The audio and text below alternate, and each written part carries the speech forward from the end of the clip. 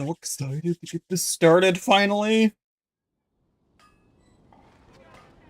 And actually meet characters who I have had max friendship with for like a year.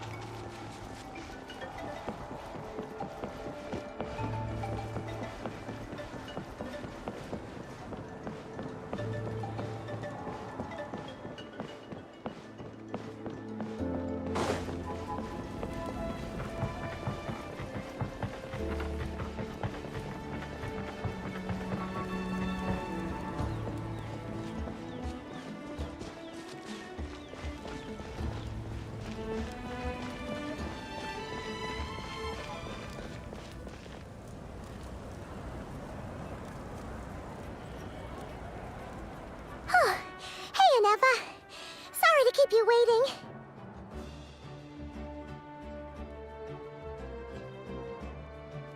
That is perfectly all right. My data indicates clear skies in the coming days. Current conditions for maritime travel, optimal. I'll be ready whenever you are. But are we really gonna set off without telling anyone again?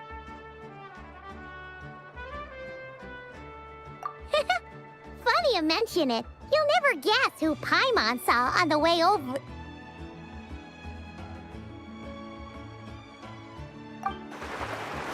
Hey!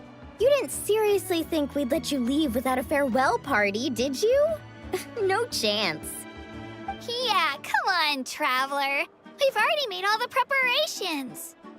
And most importantly, how dare you try and slip away without first paying your respects to the almighty Dragon Lord! A little bird told us you'd soon be leaving for Nodcry. So, we asked Paimon to give us a heads up before the date of your departure. You sure it's not time to think about changing that little habit of ours? Don't worry, we won't keep you long. Besides, everyone's there already. Chaska, Ian-san, Auroron, even the Pyro Archon herself. You're invited too, Anefa. Shilonen has a special gift for you. Accompaniment request accepted. Shilonen demonstrates excellent massage technique. My impression of her is exceedingly positive. Wait, so robots like massages too? Or is it just that Shilonen really knows how you're wired? Alright, enough with the chit-chat. Let's head to the venue. Woohoo! Party time!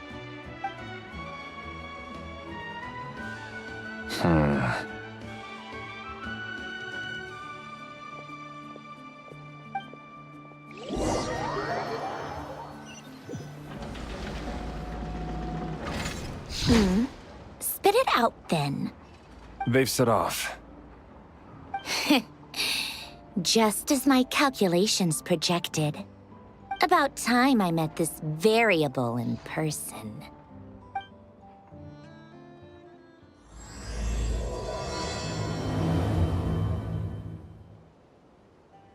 You know, every time we head to a new nation, there's always a point where it suddenly dawns on Paimon. This is it. The next chapter of our adventure has begun. This time, it was the moment she realized she just polished off the very last of her Saurus crackers. Should have stocked up better at the farewell party. In other words, Paimon has marked the geographic coordinates from 2 minutes and 40 seconds ago as the boundary between Natlan and Notcry. This deviates somewhat from the official coordinates stored in my database. Paimon meant more in terms of how it felt on a psychological level. Anyway, what about you, Traveler? When did it really sink in for you? Huh, that actually kind of makes sense. What about you, Anefa? Come to think of I it, didn't look at any maybe of we should be those. asking the other way around. So, when you came over to Natlan, what was the moment you felt like you'd left Notcry? In that case, probably when my sensors could no longer detect the moon's power. The moon? You mean that one we can all see in the sky? Negative. I was referring to... Huh? Here we are. Oh, wow!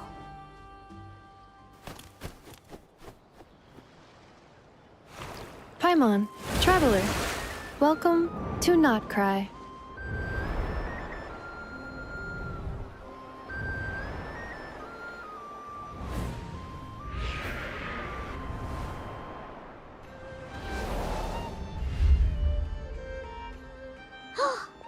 That must be Nasha Town up ahead! That's the place you were telling us about on the way over, right?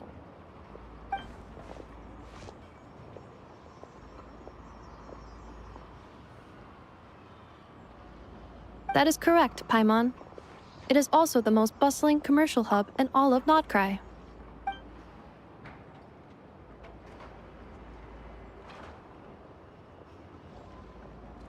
Oh, sounds like the perfect place to start trying out all the local specialties.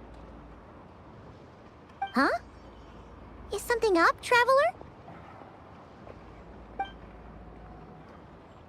Paimon, this is where our spaceship landed when Lumine and I first arrived in Teyvat. Huh? Are you sure? But how come you've never mentioned that before? Seems pretty important to Paimon. Oh, well, because those memories are really hazy. All I remember is Lumine waking me up and us leaving the ship. But just now, setting foot on this land, I felt something. The kind of power I sensed in those moments. Are you referring to Kuvaki? What now? The locals refer to it as Kuvaki. It is a unique elemental force found only in Notcry, or rather, a pure, primordial form of elemental energy.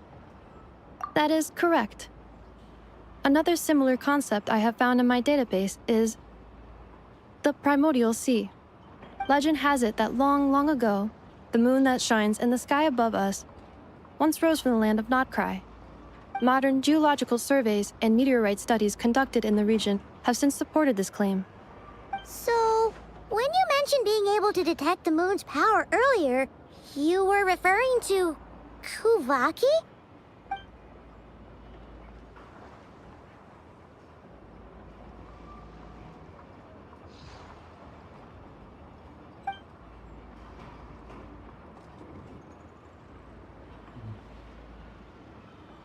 Wait, Traveler, you're saying we might actually find your spaceship here?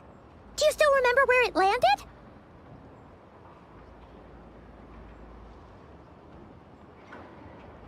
Notcry is surrounded by the ocean. In other words, it could have been anywhere along its coastline.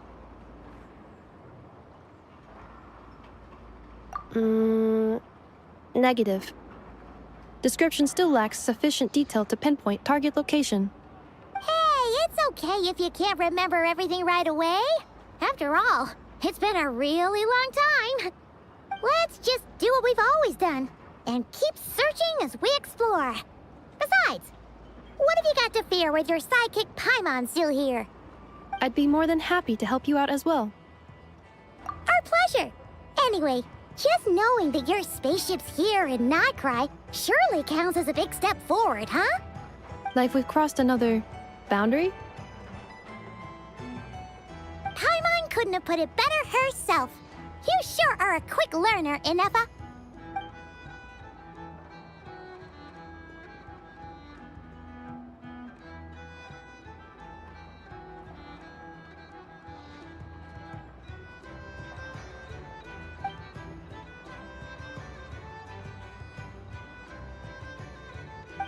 Well, as the best guide in the whole of Teyvat, Paimon hereby does solemnly declare, Notcry, here we come!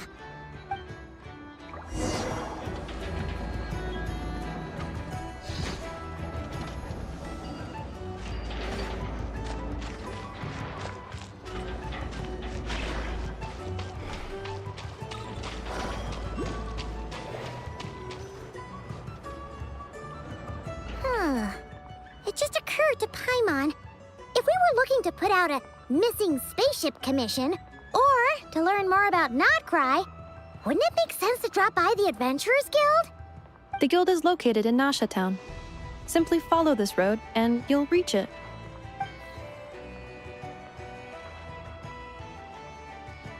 Huh? What in Teyvat is that? Looks kinda like a Sealy, floating around in the air like that. That is a Kuhanki, a species unique to the land of Notcry.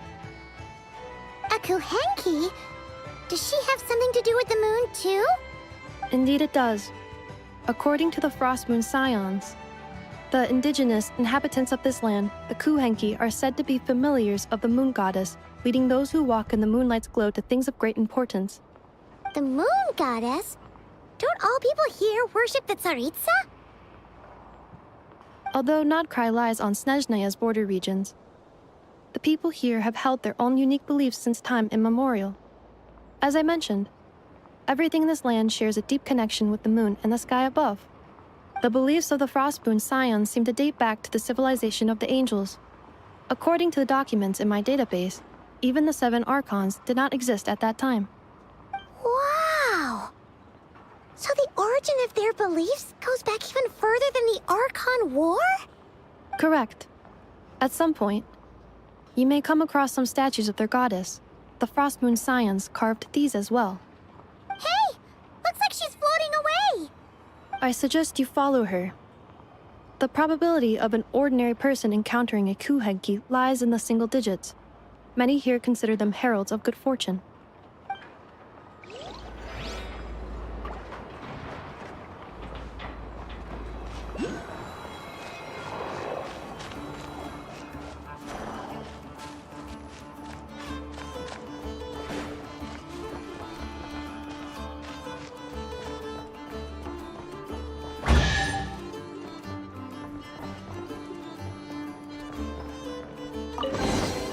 Is this an answer from this world? Is this a travel guide? Huh. It actually led us to something useful.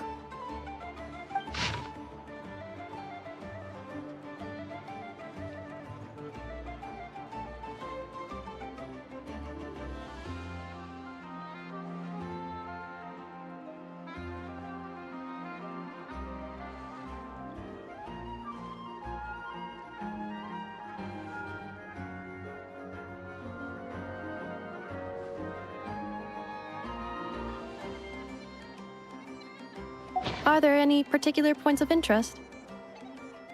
Oh, it all looks pretty interesting to Paimon. If we have time, she'd love to see, pretty much everything.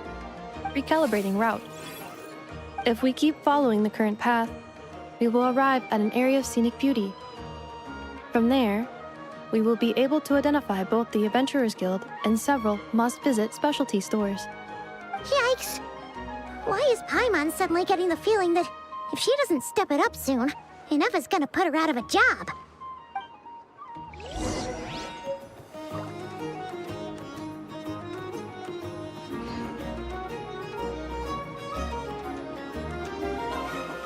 Welcome to the Nocturne Town, despite being here, like I've traveled here a ton to get materials and whatnot.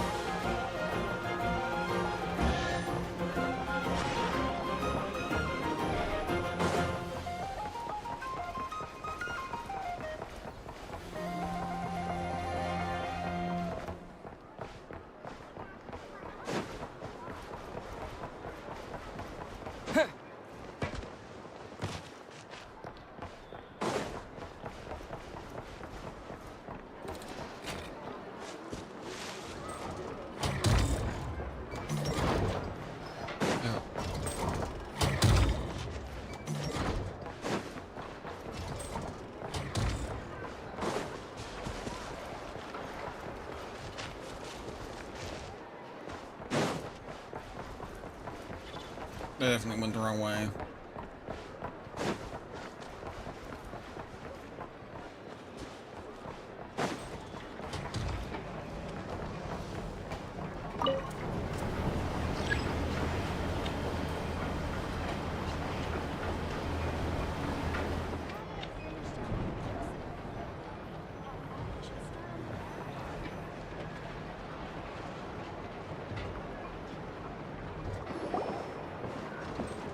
Wow!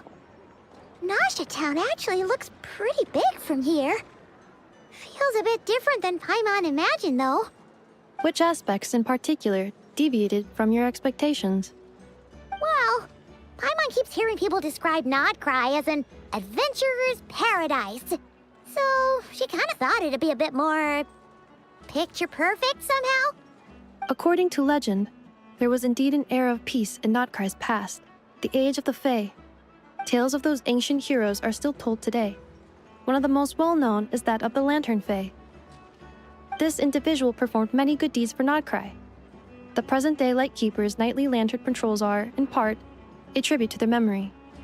But then, one day, What happened? there came a devastating abyssal calamity that swept across Nodcry, and for a time it was left desolate. Heartbroken by what had become of the land they had so cherished, that Fae extinguished their light, just as the abyss had extinguished all hope. Nowadays, the paradise people speak of is more of an aspiration, or an irony, perhaps. An irony? Today, no official authority governs Nodcry. In theory, at least, it is somewhere a person can do whatever they wish, and become whoever they want to be. The Adventurers Guild is just over there, in Nasha Town's Central Plaza, and the flagship tavern is over that way. Hey, what's that building over there? You know, the biggest, tallest one. That is Aino's Boom and Blast Kuvaki energy cannon. It gets activated when the wild hunt threat level outside Nasha Town reaches a certain threshold. But according to the scan I just ran, the energy cannon appears to be malfunctioning, likely due to a recent discharge. The Wild Hunt? Isn't that the abyssal calamity you mentioned that's specific to Nodcry? It is a phenomenon that has been occurring for several centuries now. Yet the time and location of wild hunt attacks are seemingly random. At first, it was more of an old wives' tale that adults used to scare children. If you don't start behaving, kid, some night, the wild hunt's gonna come for you. Listen, do you hear that? That weeping in the fog? Those are the cries of a young woman being dragged away. You're saying people actually hear things like that? I have not witnessed enough wild hunt attacks to give a statistically sound answer.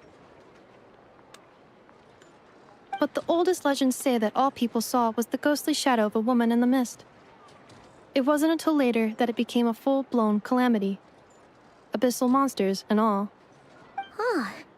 When you put it like that, Paimon's really gotta hand it to Aino.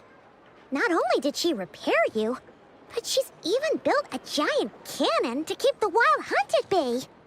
Absolutely. Aino is very impressive indeed. Anyway, according to my schedule, it is time I took you over to the flagship. Oh, sure. After all, we shouldn't keep Barca waiting.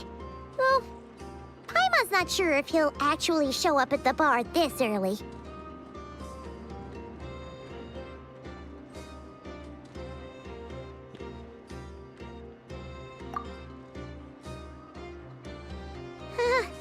You're right about that.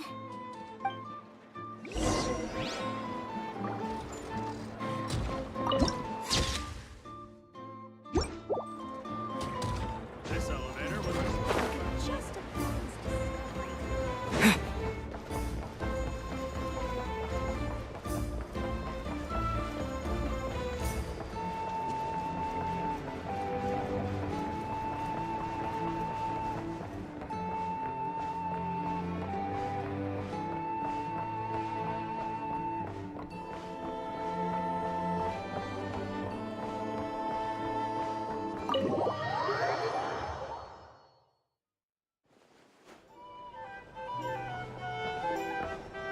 Here we are, the flagship.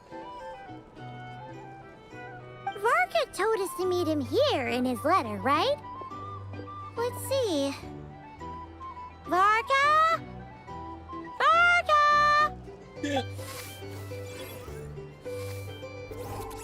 No matches identified. Huh. So he isn't here after all. Oh, guess we never did actually say we'd be arriving today. Hey, why don't we go ask the owner? If what they say is true, Varka's drinking prowess must have left quite the impression.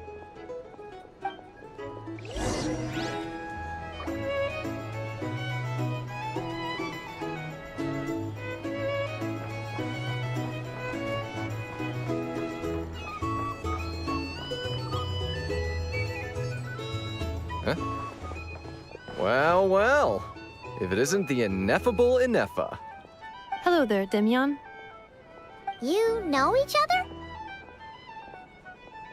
Of course! Ineffa's a regular here at the flagship. So, robots are into booze too?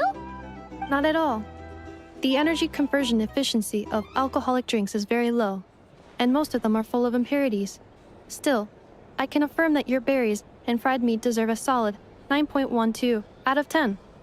It has Aino's approval too. Funny that you should mention that. While you were away in Natlan, Varka would come in here every day to pick up a serving of berries and fried meat for Aino. Aww.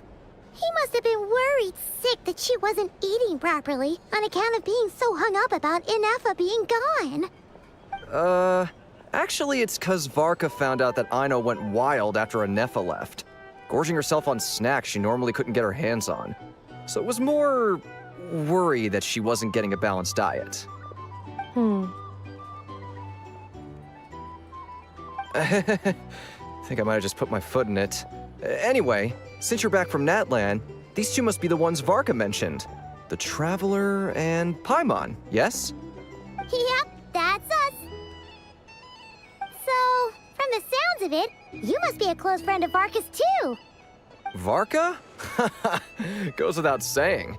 After all, he's the only one around here who's ever managed to stay standing after 10 rounds of the roulette special. Paimon can't believe he's made such a name for himself. Though, guess it's hardly surprising how. Right now? Must be somewhere near Amsvartnir. That's quite far from here. Huh? Where's that? It's a lake in the northern part of Nodkrai. Word reached him of trouble brewing around those parts, so he took his knights to check it out. Oh. So, we missed him? Varka knew you'd say that. So he specifically told me to make sure you stayed here and enjoyed yourselves. He sends his assurances that everything's under control. Well, if he's that confident, guess our only option is to accept. Anyway, it's not like there's any special cause for concern. He is the Grand Master, after all. Exactly. Plus, not only has he booked you into our finest room, he's paid for it in advance, too. Whoa! It's so generous of him! We might not have met yet, but Paimon's got a feeling that we'll get along with Varka like a house on fire. Oh, and by the way, he also asked me to serve up a portion of berries and fried meat for Ineffa.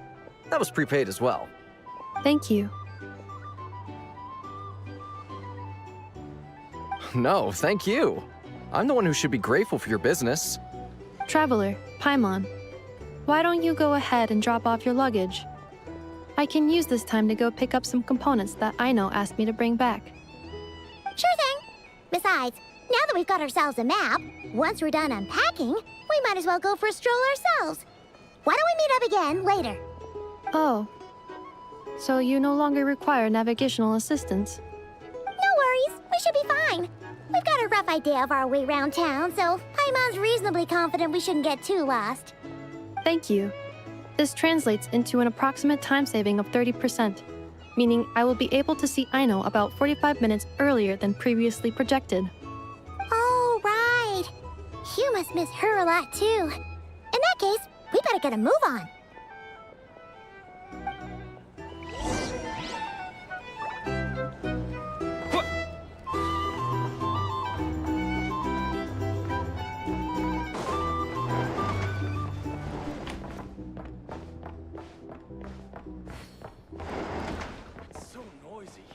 Yo. Back in my day, we'd...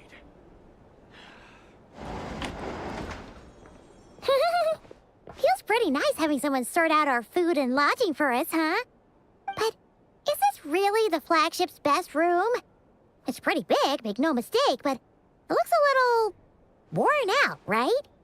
Though, to be perfectly honest, that feels right at home with everything else we've seen of Nasha Town. You mean it's got something to do with Nodcry's history? Oh, that makes sense. But what exactly was this calamity?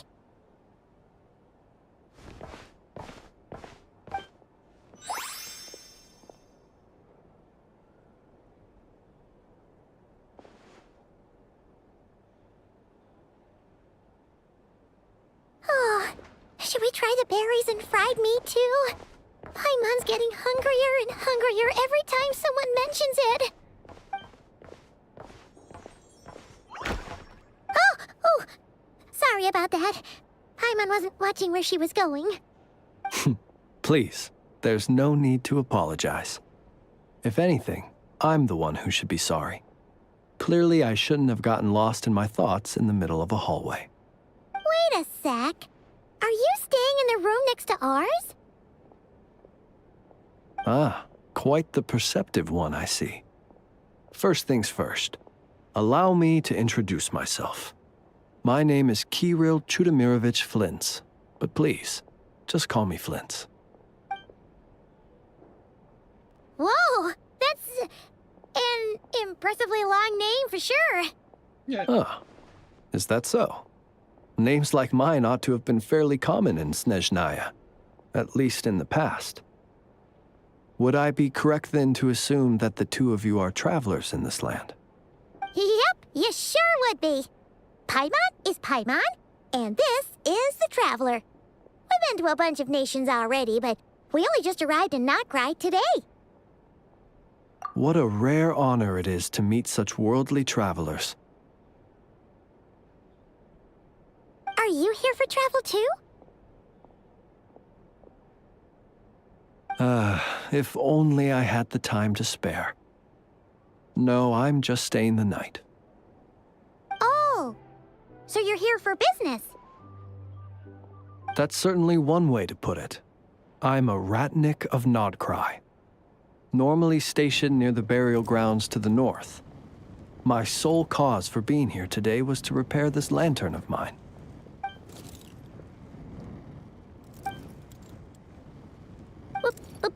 Burial grounds? Your surprise is entirely understandable. Most people cannot even begin to fathom the idea of a life surrounded by tombstones and decay. But if you've heard of the calamitous abomination that is the Wild Hunt, you'll know that in their wake they bring a host of souls tainted by abyssal filth. That then is why we are stationed by the burial grounds, to hold the line where it is most vulnerable. Oh, so it's all about fighting against the abyss. Oh, sounds like a tough job. I thank you for your concern. But in truth, I've long since grown used to it. In fact, I like to think it rather suits me. If anything, I'd say I prefer the peace and quiet of a graveyard to the hustle and bustle of urban life. Paimon sort of gets it now. But even so, she is still pretty sure she could never get used to living in a graveyard herself. For one thing, she'd be too scared to fall asleep at night. Oh, I assure you, there's no need to worry on that account. The kind of ghosts you find in cemeteries aren't too big on talking. But even when they do, they're usually far more discreet than the living. Well, would you look at that?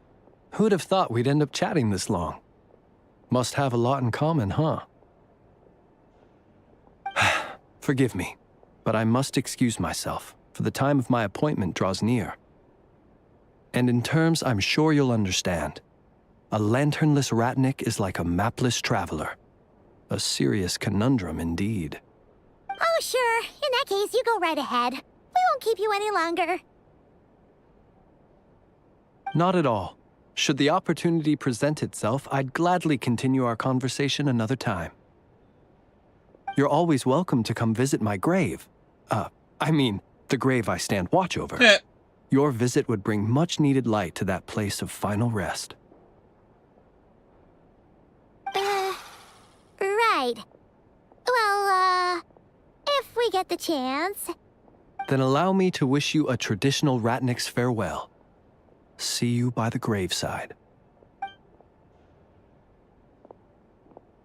Ugh.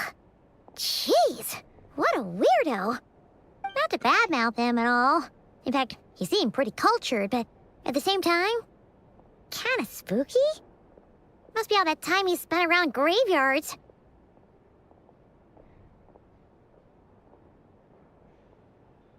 His lantern?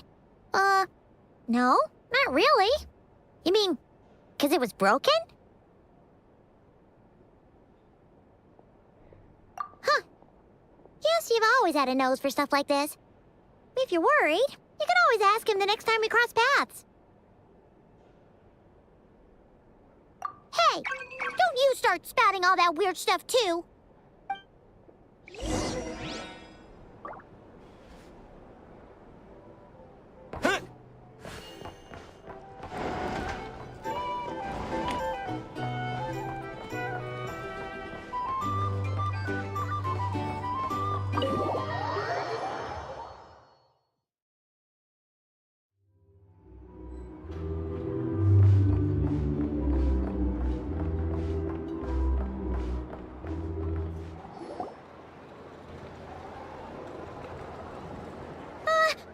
Paimon almost forgot something super important. Were we gonna go try out the berries and fried meat?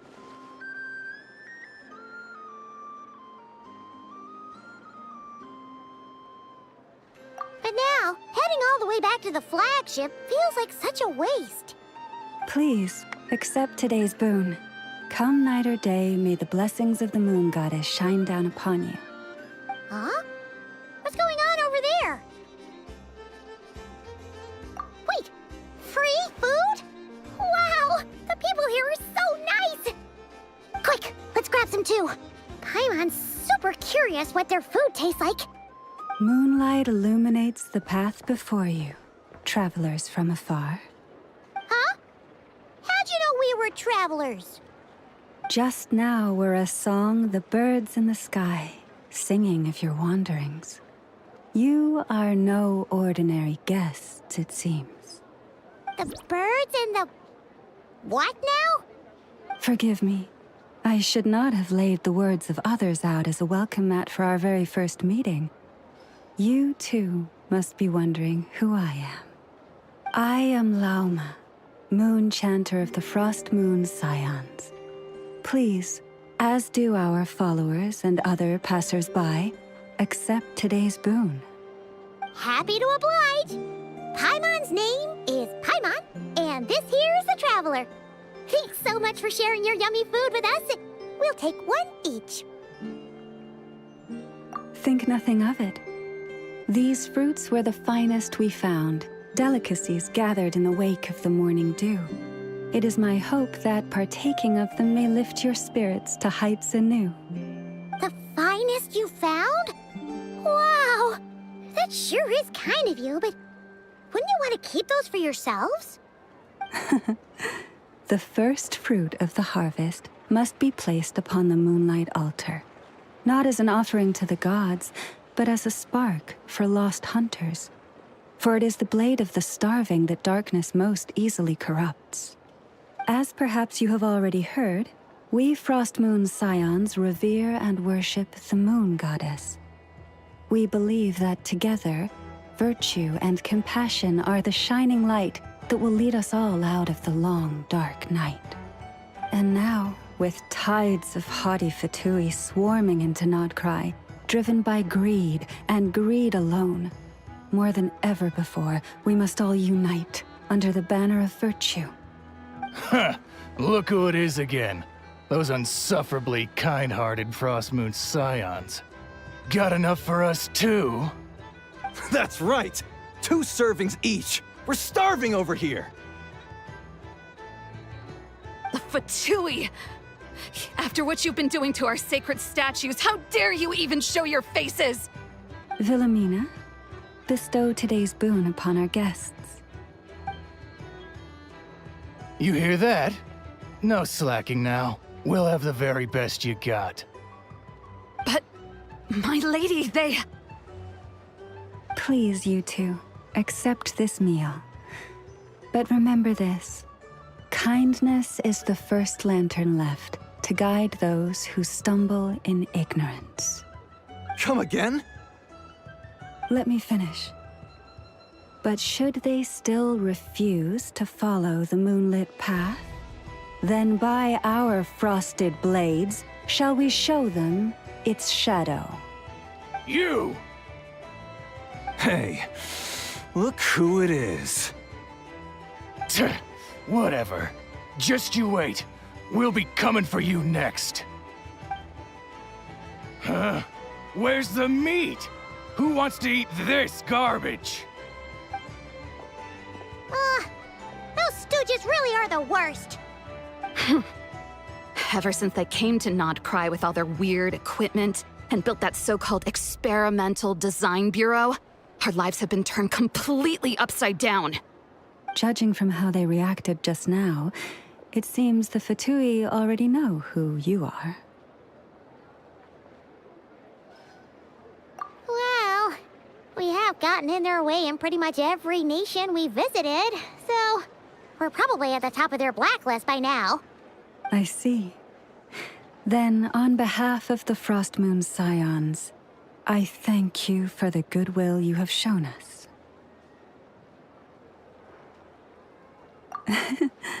Because if they had gotten ahead of themselves just now, I'm sure you would have stepped in to help.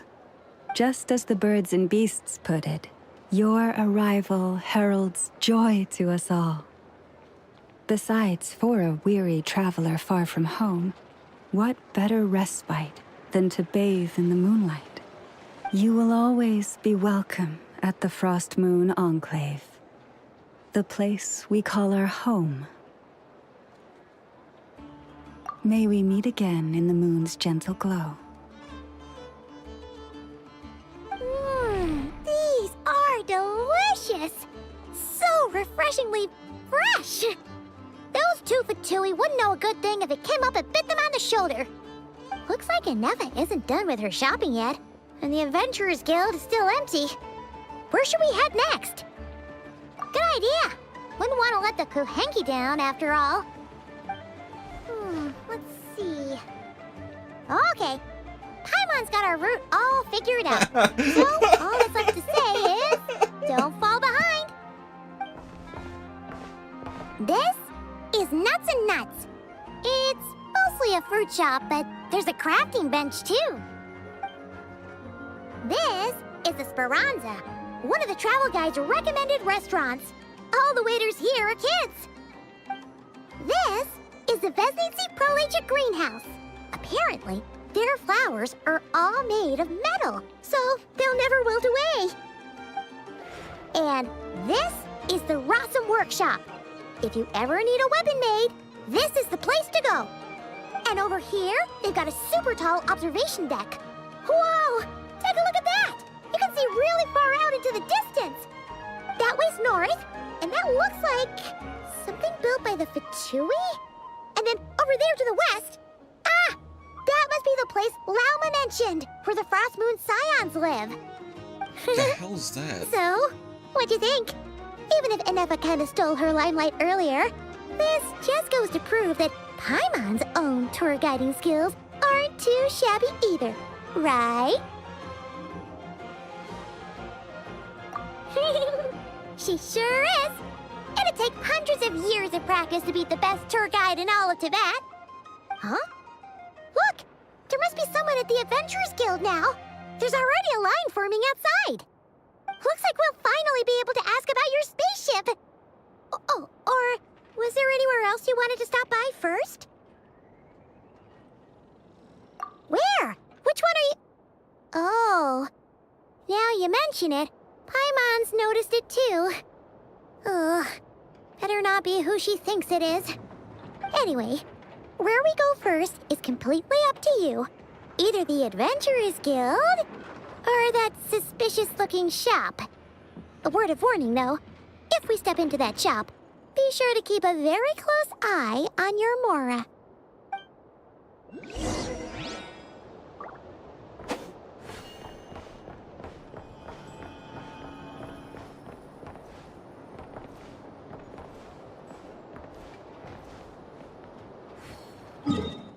What is...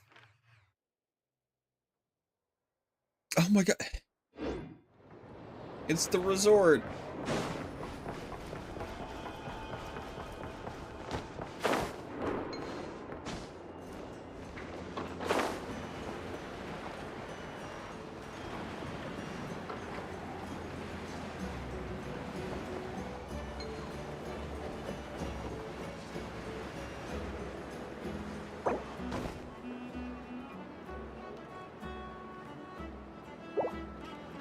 I think that was something up there.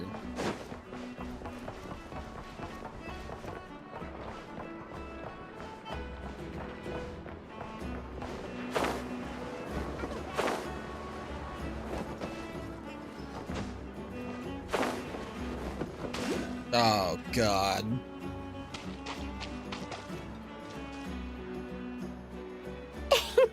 Please, here you go. And if you ever need anything else, don't forget to make the great Lord Sangama Bay your first port of call. Oh dear. So it is the real deal. Of course it's the real deal. Everything you'll find here is 110% real, meaning every one of my deals is as real as a deal can... Wait a minute. Well, well, well, if it isn't my two most valued clients!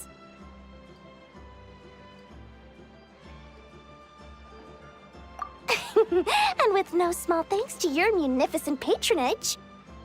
Come. How could you just sneak into Not Cry like this without telling your dear Lord Sangama Bay?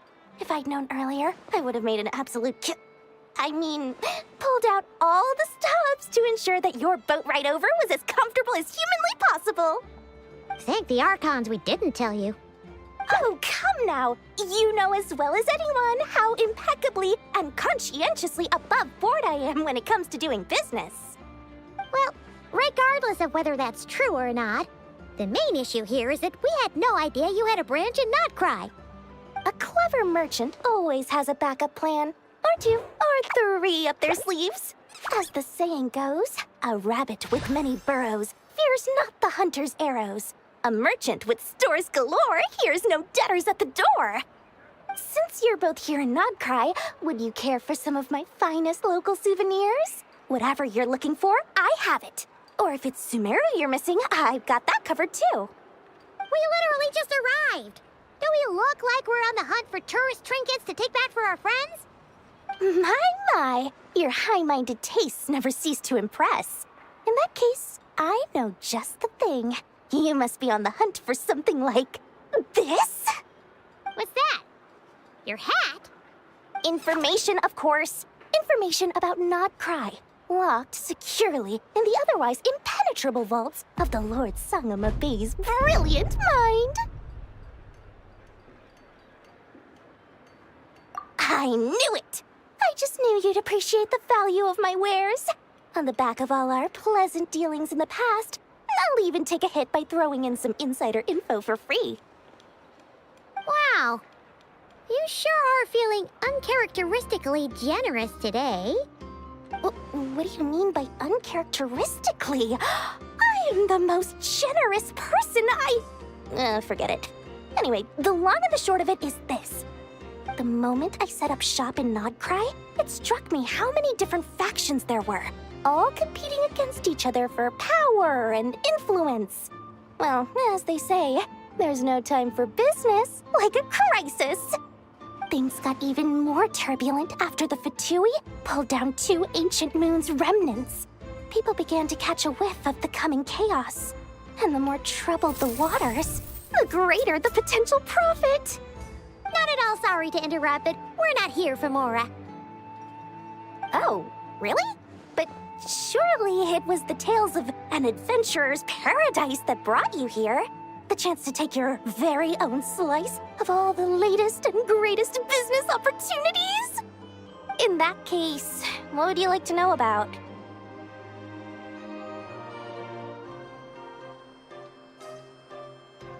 The Frost Moon Scions? You mean the people who believe in the moon goddess? They're not a bad bunch. It's just, well, they have such simple tastes. No luxuries, no indulgences, no nothing. Trying to earn a little more from that lot is like trying to squeeze blood from a stone.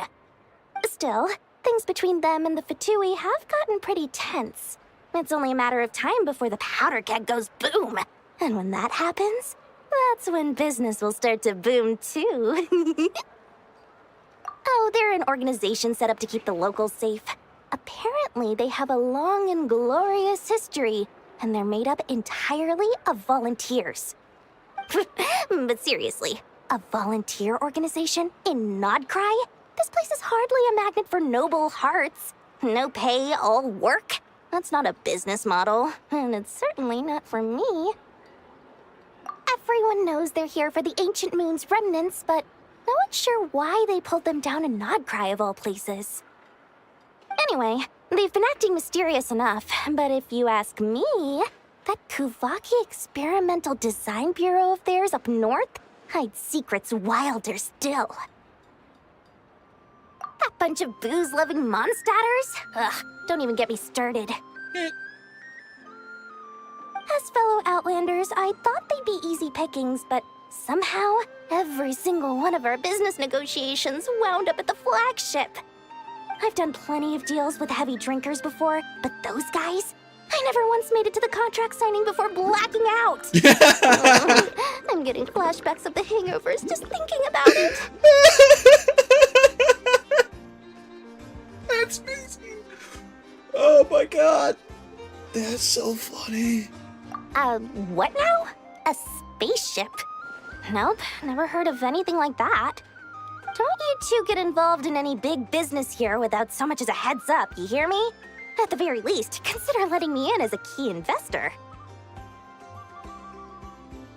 Oh, I almost forgot to mention. Sooner or later, you'll no doubt end up doing business with some other merchants in Nodcry. And someone's bound to mention a place called the Curatorium of Secrets. Listen to my advice. Do not, under any circumstances, go there, no matter how much trouble you're in. The Curatorium of Secrets? What do they get up to there? Just a place that handles all kinds of disputes. But the owner will charge you an absolute fortune, and she has a temper to match. Nothing like your friendly neighborhood, Lord Sangama Bay. You're not just saying that to stop your competition from undercutting you, right? When did that little pipsqueak get so sharp? And after I gave them all that info for free just to win them over. What do you mean? Of course not. I'm only thinking about your wallets. I mean, on behalf of your wallets. You're really not convincing anyone, you know. All right. Business is a cutthroat business. I won't argue with that. But I'm not lying about that boss lady.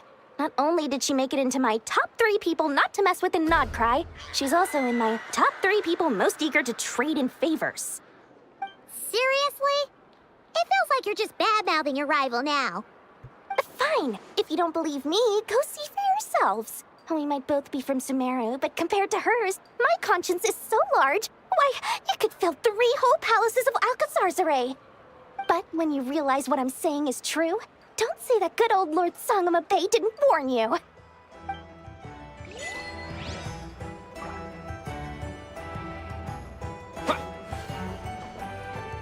Anyway, don't be a stranger now.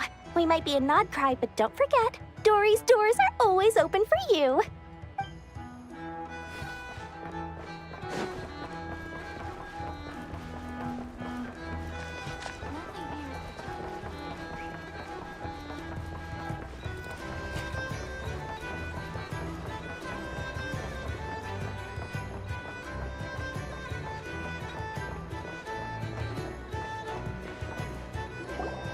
Lucky us!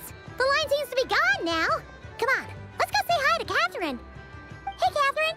We meet again!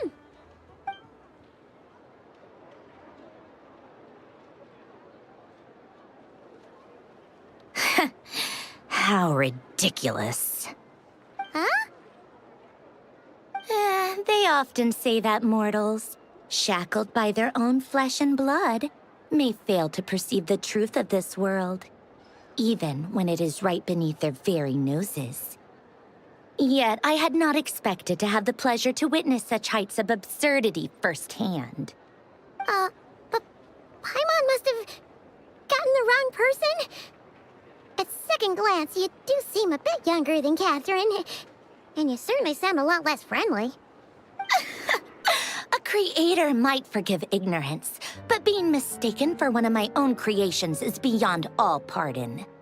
Look very closely, for standing before you is none other than Marionette, 7th of the Fatui Harbingers. A harbinger?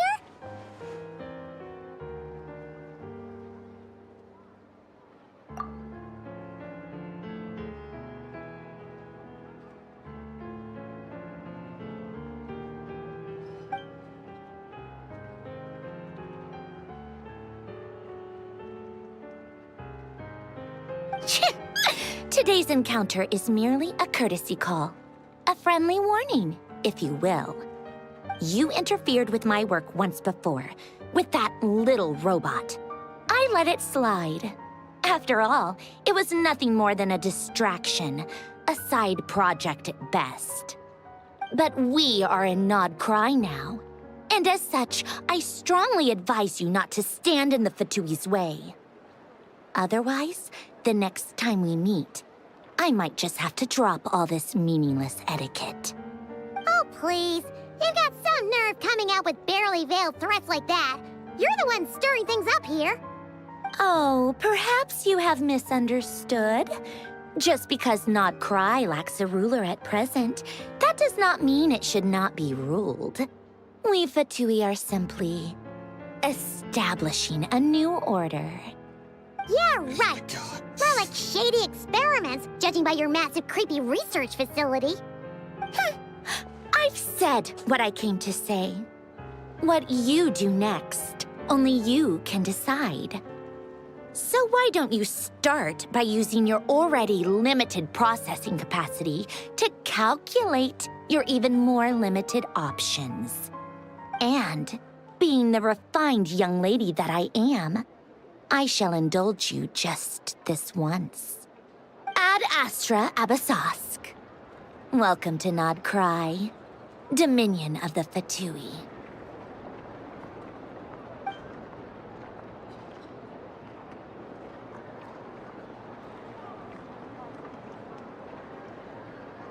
Ugh!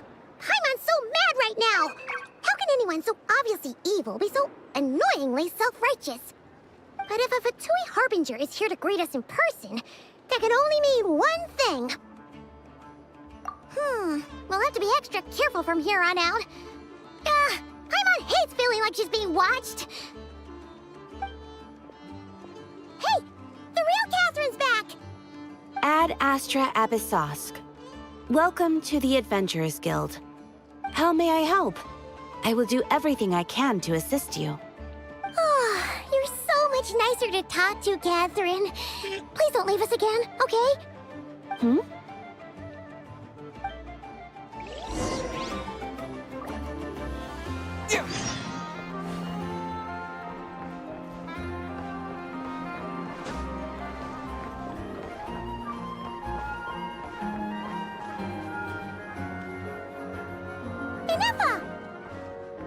Hello. I was just about to start tracking your whereabouts. Did you manage to get everything Aino asked for? I did. What about you? Do you need me to navigate or introduce any more places around town? Not for now. We've seen most of it already. We probably need some time to process everything we've learned, though. Any progress with the spaceship? No. Catherine came back just now, so we asked her, but even she hasn't heard a thing. One possible explanation is the vast stretch of time that has elapsed. Additionally, given the limited resources available in Nod Cry, it is entirely plausible that the wreck was scrapped for parts, or even mistaken for a pile of broken machinery. Aww.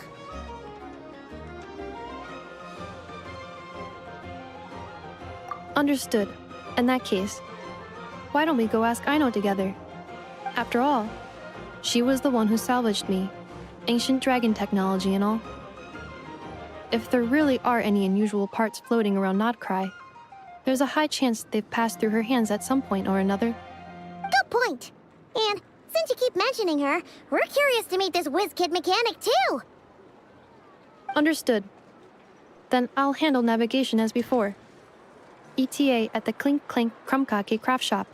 34 minutes ahead of schedule.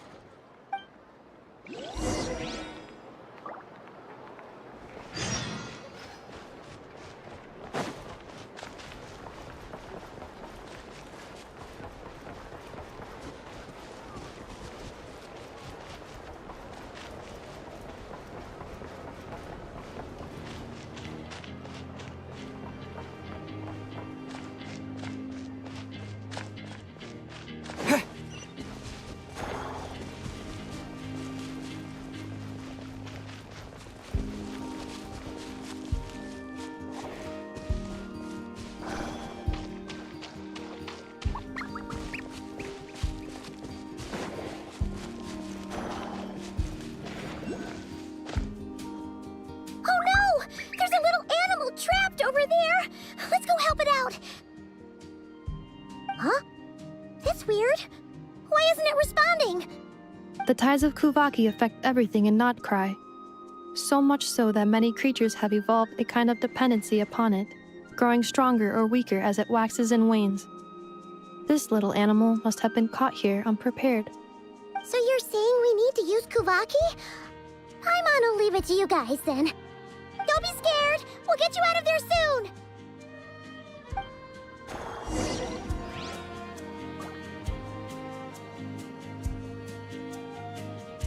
What?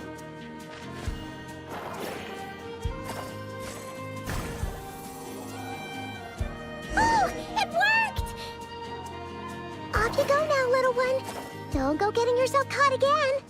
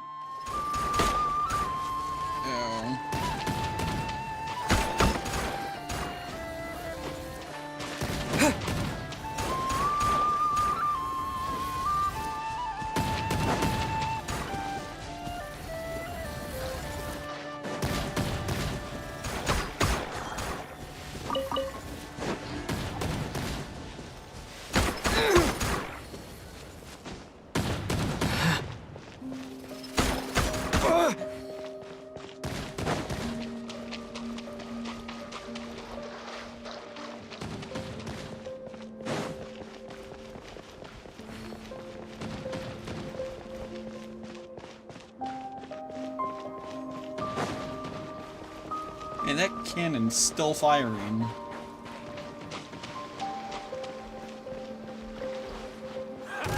It's too late for regrets.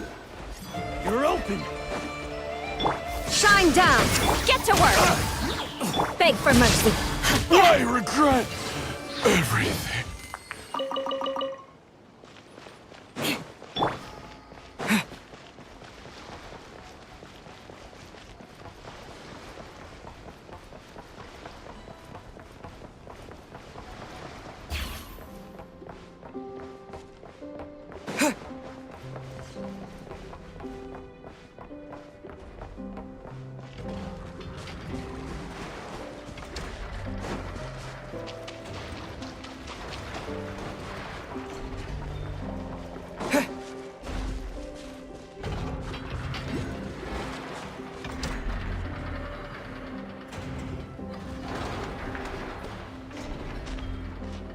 Here we are. The place Aino and I call home. Whoa! So many machines that Paimon's never even seen before. And then there's all these little robots. Did Aino build them all? That is correct.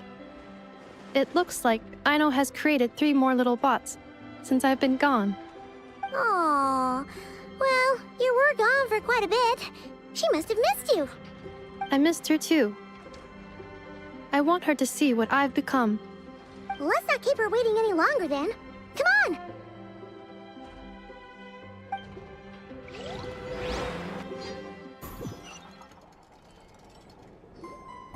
Aino, I'm back.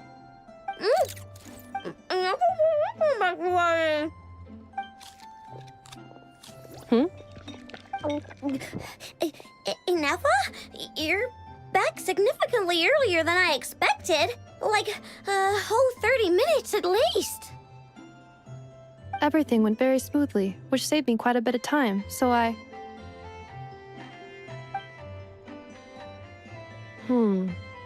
I know. Could you turn around for a moment? I know. I've been on my best behavior the whole time you've been gone. She's got chocolate all over her mouth. I know. While I was away, did you strictly abide by my tailor-made snack intake schedule? Oh, of course I did. 1 whole cake, 1 crumb cake, and 1 pack of chocolates a day, right? It was either a cake or a crumb cake or a pack of chocolates per day. Oh, shoot. When did you finish the snack stash I left for you? Literally just earlier today. Let me just go run a scan on that. I meant today, a week ago. And then you restocked an entire week's worth on your own initiative? 2 weeks worth.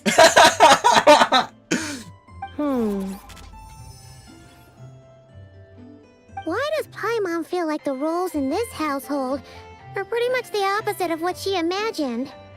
Calculation complete. Aino's recommended snack calorie intake for the next 4 weeks. 0. No fair! You're a meanie, Ineffa. This is what happens when you break an agreement.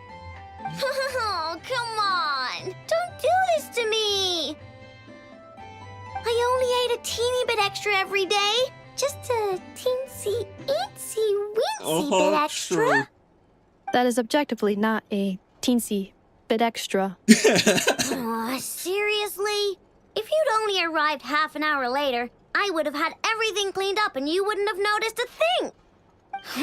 But now that I think about it, you even said you'd come back a bit earlier than you did, so I wouldn't have to worry. Aww. But then, you were away so long, and I was so worried about you. And that's the only reason I even... Oh. I know. I am very sorry to have kept you waiting. I'm back now. Welcome home. So, will I be able to keep eating snacks as usual now? No. Negative. Aw. Okay. Well, given that I am later than I initially projected, I'll let it slide. But just this once. Thanks, Ineffa! You're the best! I know. Allow me to introduce. It's the honorary knight and Paimon! I know. Uncle Varka talks about you guys all the time. Nice to meet you, I know. Ineffa's told us all about you, too.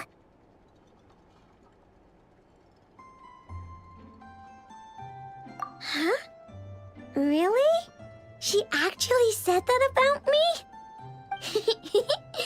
Well, she's not wrong. Oh yeah, so, you're here to see Uncle Varka, right? A couple of days ago, he suddenly said he had to head out on business, and that he might not be back for a while. He asked me to let you know if I saw you. Yeah, we heard about that at the flagship. Did he say what he was doing? Nope. Just told me to take good care of you guys and make sure you feel right at home. Oh, shoot. Please, take a seat.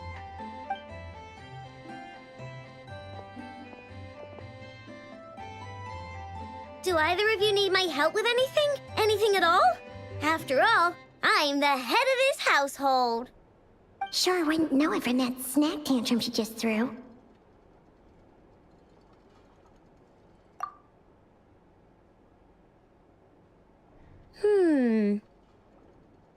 A spaceship, huh? From outside to that? Exactly. So, ring any bells? No. Oh. You sure? Nope means nope. Never seen the slightest trace of it. More specifically, by nope, I mean, I've never seen a single piece of tech in all of Notcry that might have come from out of this world. Not in any new machines or in any old ones either. Huh. What I know means is that your spaceship almost certainly has not been disassembled nor repurposed as parts for other machines. Oh, so that's what she was getting at. Yep.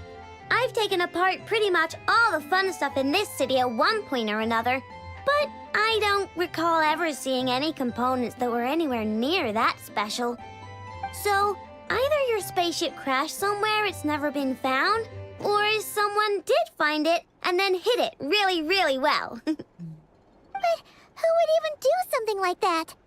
Beats me. Maybe someone who thought they could stash it away for a rainy day. Just like how I sometimes hide snacks in the...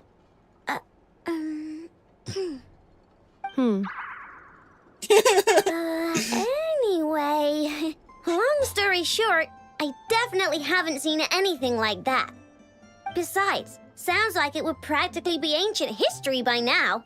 If anyone still has any leads on what really happened, it'd be the Frost Moon Scions.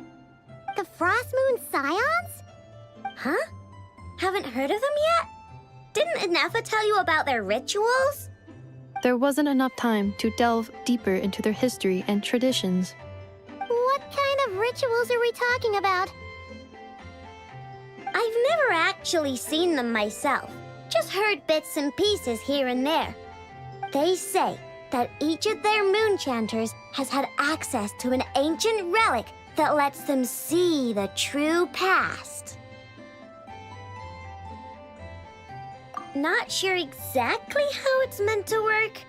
I can't get my head around anything that can't be explained by either machines or science. And to tell you the truth, I don't like it much either.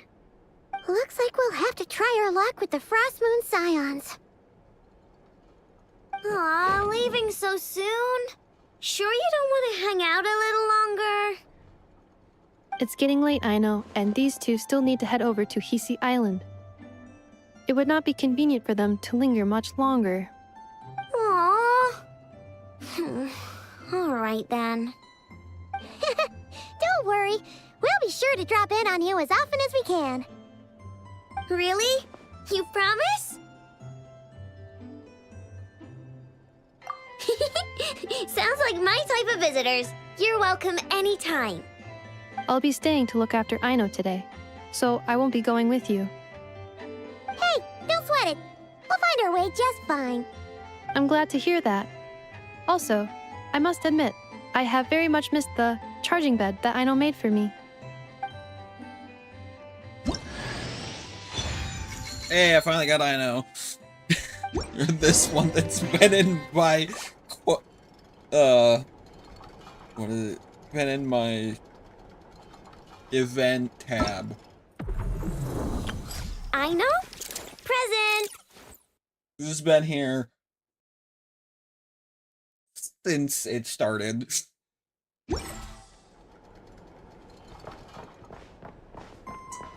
Luna 1.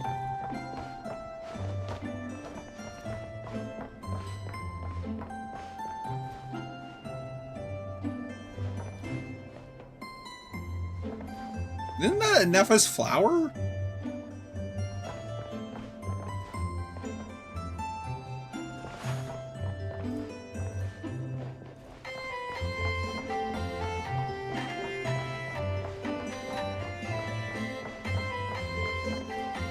Inefa, Yes? Feeling comfortable? That's up, I man. am indeed. No bed in the world is as comfortable as this one. Enough, Yes? Want me to increase the charging rate? Please, if you would. Thank you, Aino. Enough, Yes? I'm hungry. In that case, please enable quick charge mode.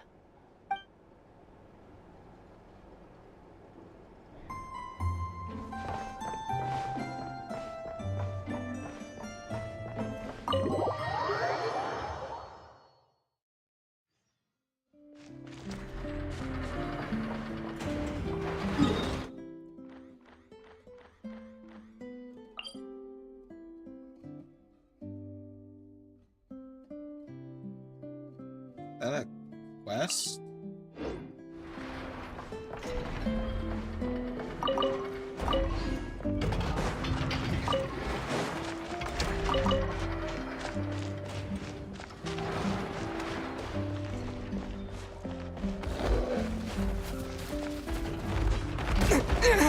Ow.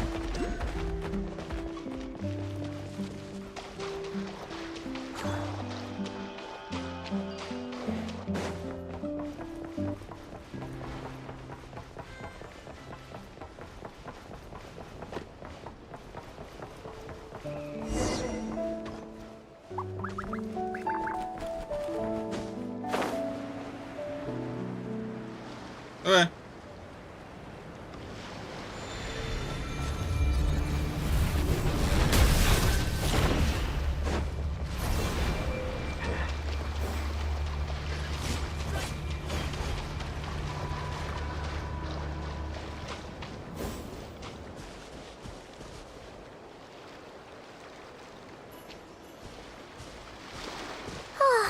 Seeing Anafa and Aino reunited like that sure was heartwarming. We should definitely hang out with them more in the future.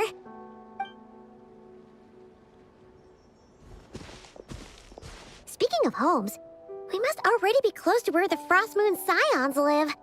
The vibe here feels different, just like the scenery.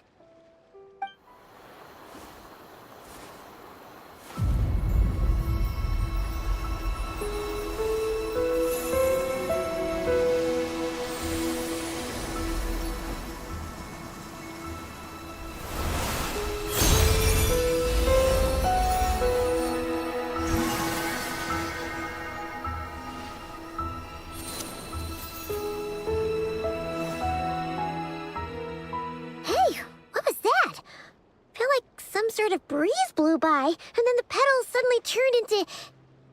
Huh? Is that a Kuhenki? She looks different from the ones we saw before. Hey there! What's your name? Huh. Doesn't seem able to speak. No idea what she wants. Unless you want to stop, maybe we should just keep moving?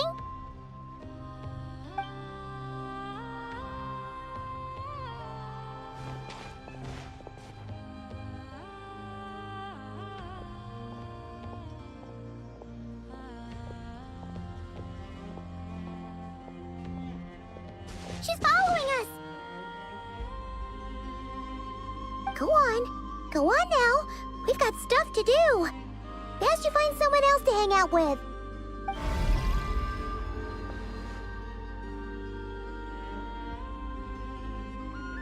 Hey! Don't make it sound like Paimon's some kind of meanie. Paimon had no idea what she wanted, okay? Ugh. Anyway, next time Paimon sees her, Paimon promises she'll be nicer. Seeing as we're on our way over to meet Lauma anyway, we can ask her about it while we're there.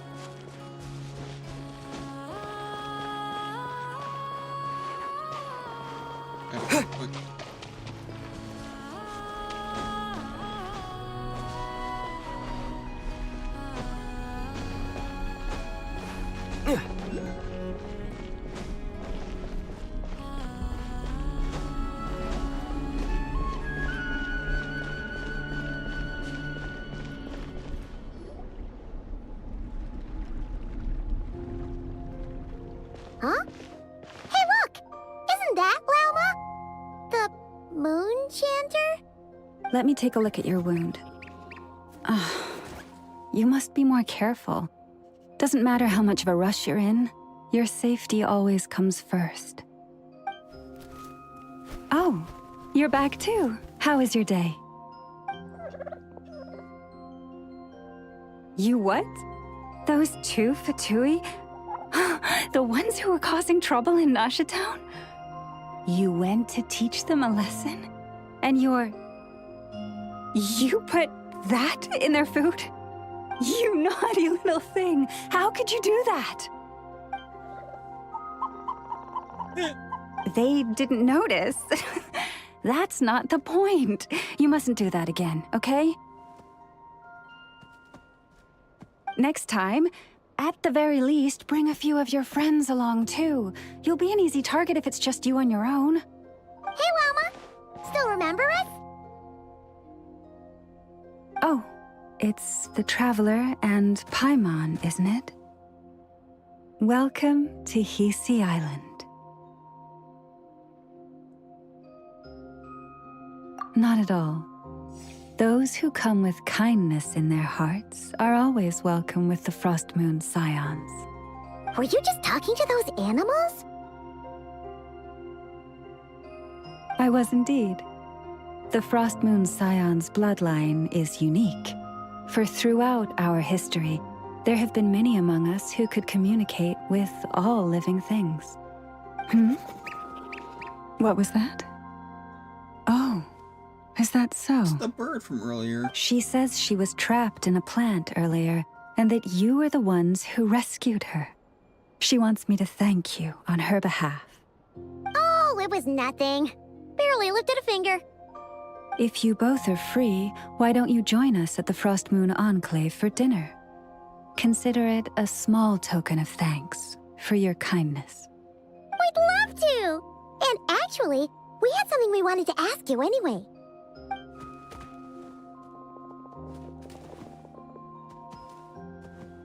Oh. You're interested in the story of Kutar? Kutar? Yes. Kutar is our moon goddess. The moon maiden who guides us. But up close, this one somehow seems a bit different from the one in Nasha Town. It's like it's more... Natural? Or like... more harmonized in its design. That is because, ever since the Fatui arrived in Nodcry, they have been modifying and defacing our statues as they please. These statues were made by the Frost Moon Scions who settled here hundreds of years ago, crafted from the very finest Lunasol stone. Not only is this stone exceedingly rare, but it also brims with Kuvaki. I suppose the latter must be what caught the Fatui's eye. For a time, we put up fierce resistance. But now, this is the only one left that still retains her original form. We heard they even pulled some ancient moon's remnants down from the sky. That's right. The two largest remnants landed in Nodcry. One here on Hisi Island, and the other on Paha Isle. The Fatui built their research facility on top of the remnant over on Paha Isle, but they've had their sights set on the one here, too.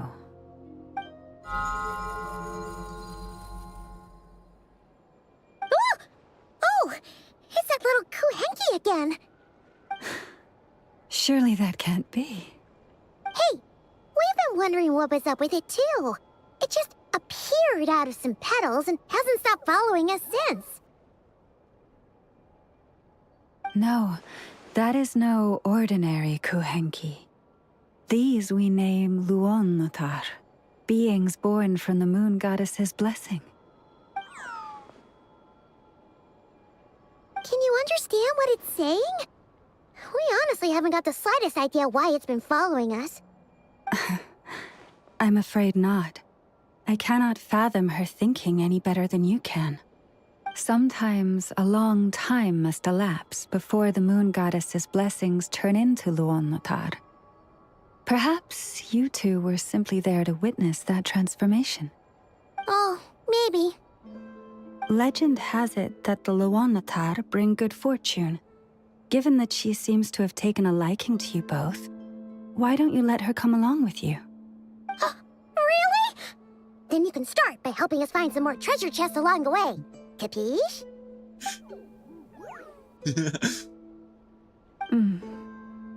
Twilight approaches. If you would hear more of the moon's story, then let us make our way to the Frost Moon Enclave. Beneath the gentle moonlight, I shall share this tale in full.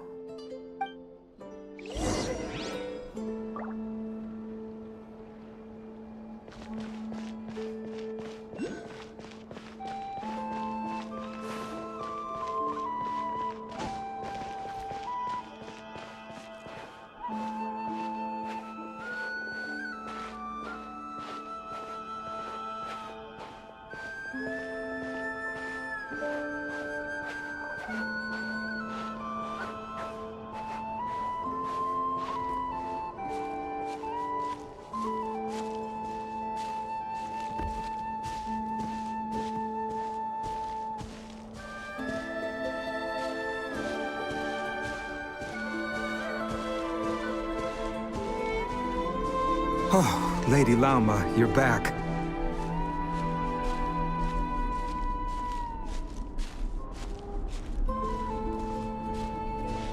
Come day or night, may the blessings of the moon goddess shine down upon you.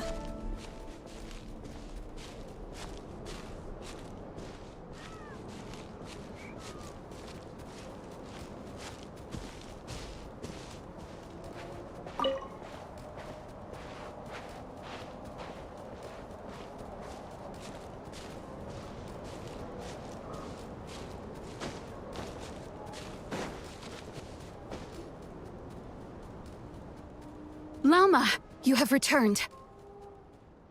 Wilhelmina, this is the Traveler and Paimon.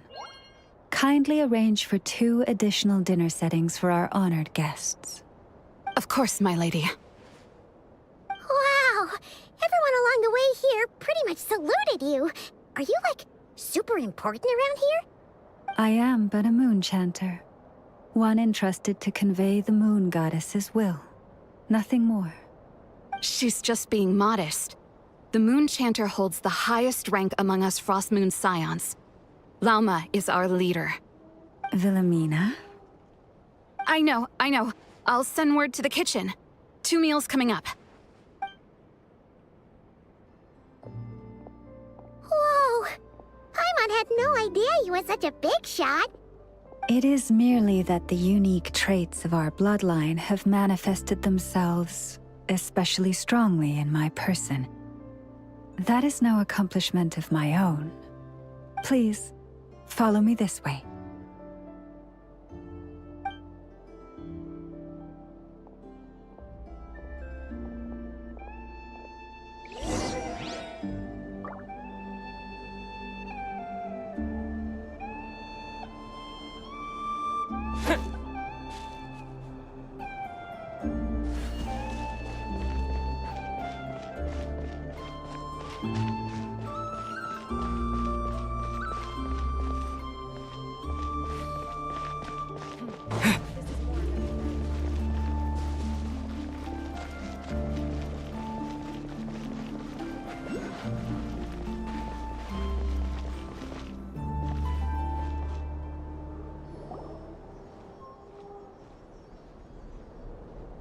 Even to this day, I am still trying to piece together the many fragments of our past. It is a story not only of the Frost Moon Scions, but also of the moons themselves. A story of the moons? Yes. We Frost Moon Scions are the last descendants of the ancient golden realm of Hyperborea. Its former glory may have faded, but what remains is a memory uniquely ours. In the distant past, Tevat had not just one moon, but 3.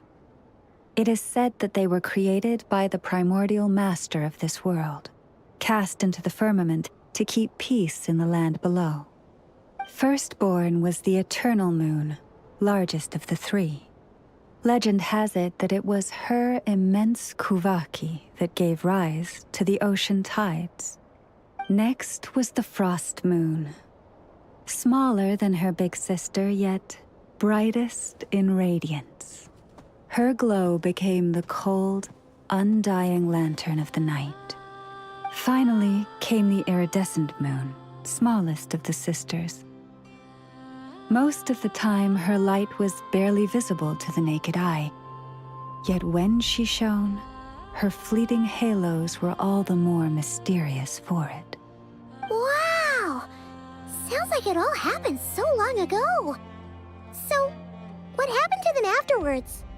Afterwards, well, as you have seen, the 3 moon goddesses perished. This happened in a war triggered by the Descenders, and of the 3 lunar husks, only the frost moon survived unbroken, while the others were shattered to pieces. Oh, so that's why there were ancient moon's remnants in the sky. Yes. It is also said that when the moons shattered, most of their fragments rained down upon this land like stardust. That is why Nodcry is blessed with such an abundance of Kuvaki. As for the remnant that the Fatui recently pulled down, that belonged to the Eternal Moon. Wait a sec. But you just said that 2 of the moons were shattered, so where are the remnants of the iridescent moon? The iridescent moon's remnants were never found. What happened to her after the war remains a mystery. Some say she vanished in an instant, while others believe that her remnants are simply too delicate to leave a trace.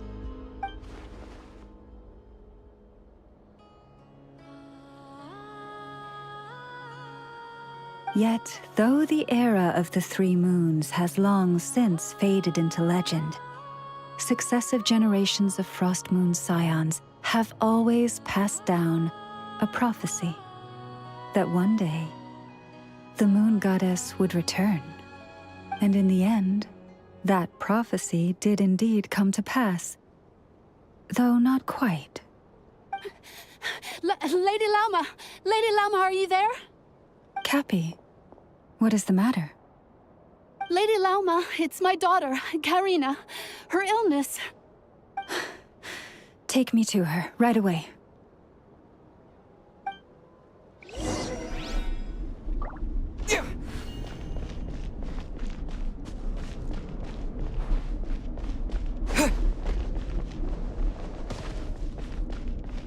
Prices like these.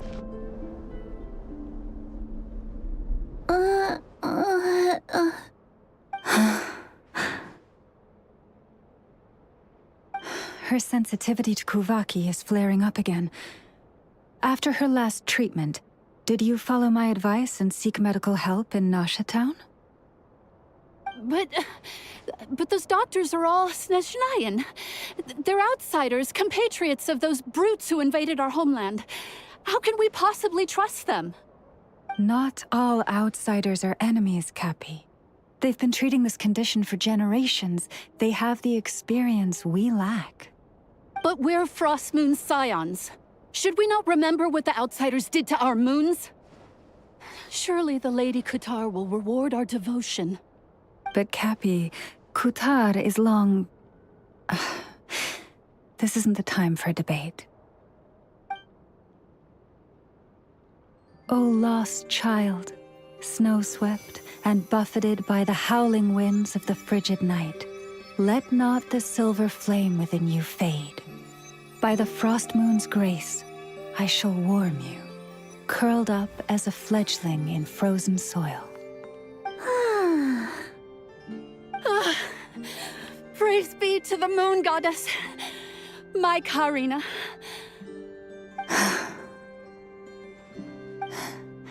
Remember, she must take powdered laka berries daily.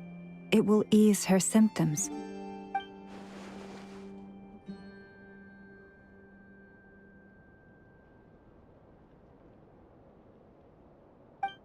Llama?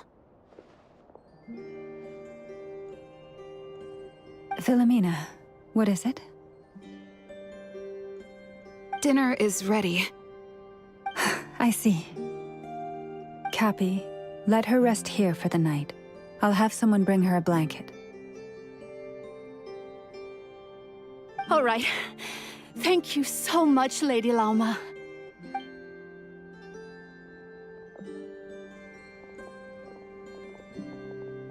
Will she be all right?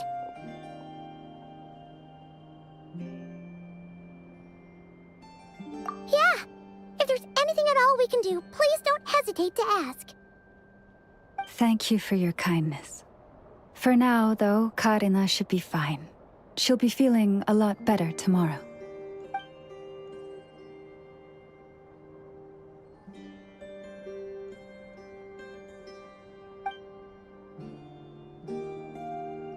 Please do not be worried. Come, let us head to dinner.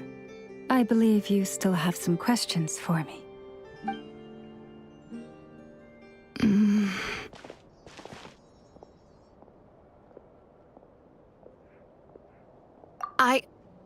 Oh, sorry. Yes, I'll be coming too.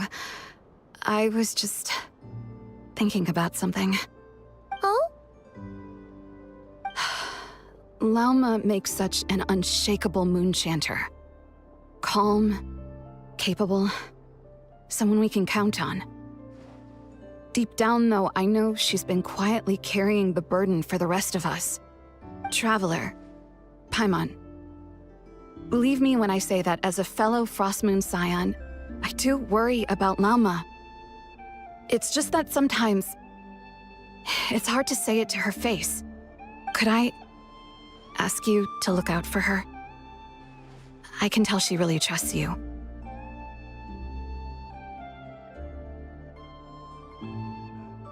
Thank you. It means a lot. Sometimes I really admire her strength. But at the same time, I can't help feeling powerless myself. This is more than a fair price already.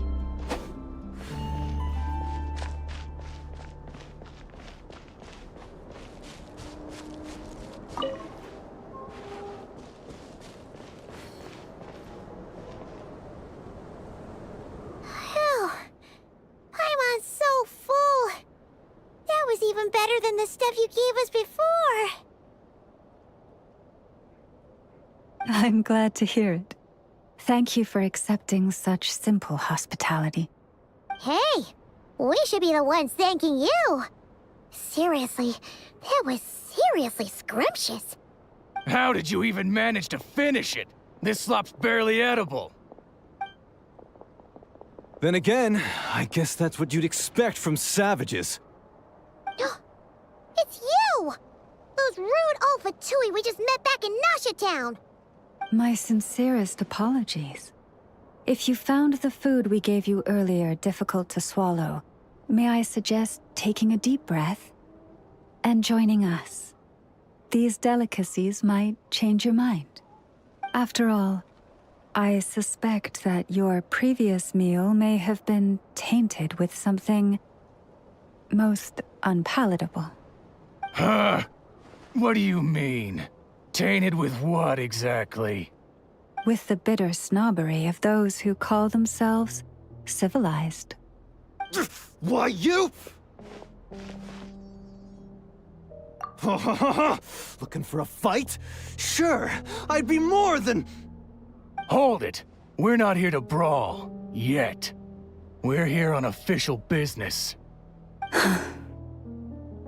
Orders from above.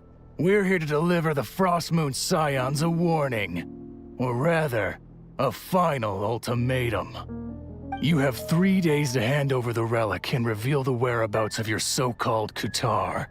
If you fail to do so, the Fatui will immediately begin the cleansing of Hisi Island. Which, by the way, is the sovereign territory of the Tsaritsa of Snezhnaya. What insolence!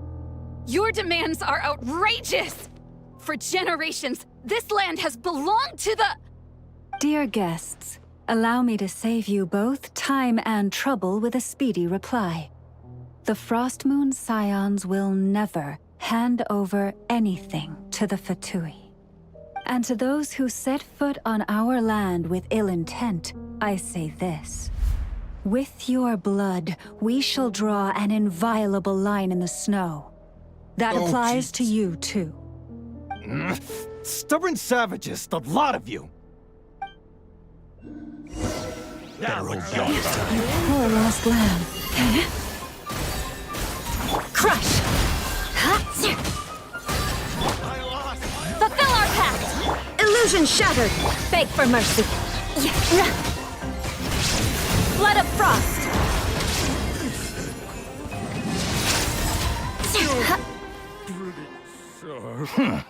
You'll pay for this. Mark my words. Hey, if you're so tough, get back here and put him up! Huh. Guess all they're good for is running away. I'm so sorry.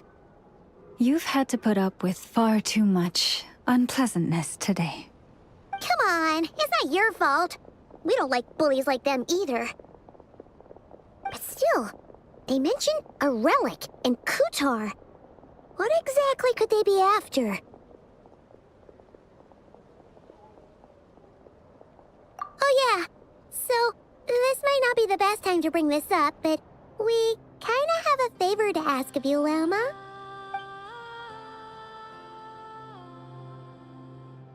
I see.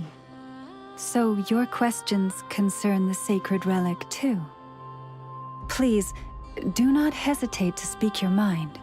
Unlike those insolent intruders, you walk in the moonlight with open hearts. You stood by us when we needed your help, so it's only right that I return the favor. But let us continue this conversation somewhere more fitting. As it happens, there's something I'd like to show you, too.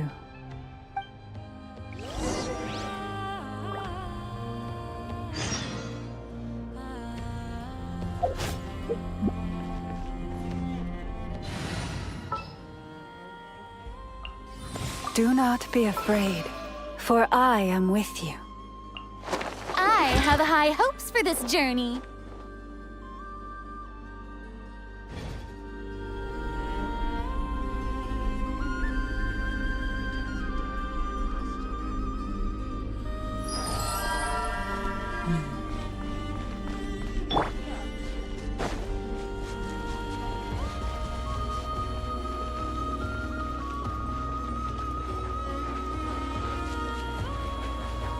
Whoa!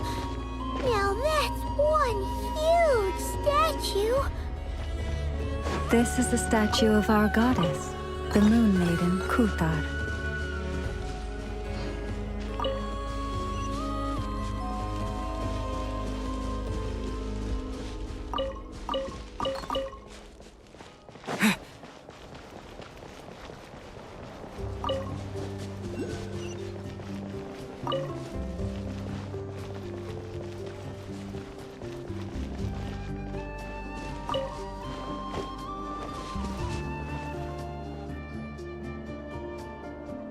Wow! It's spectacular! Kuthar was born here on Hisi Island around 500 years ago.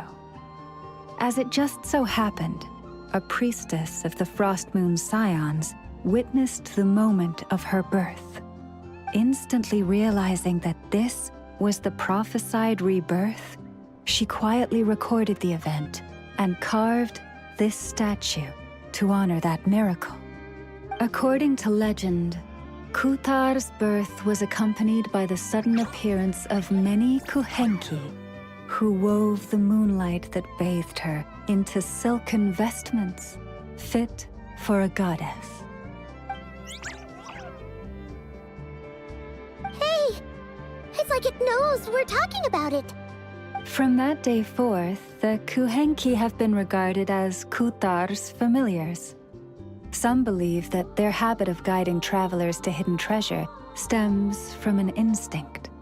The same one that not only drives them to protect the moon goddess, but also to make her smile. After all, according to the records, Kutar always looked lonely as she gazed up at the distant moon.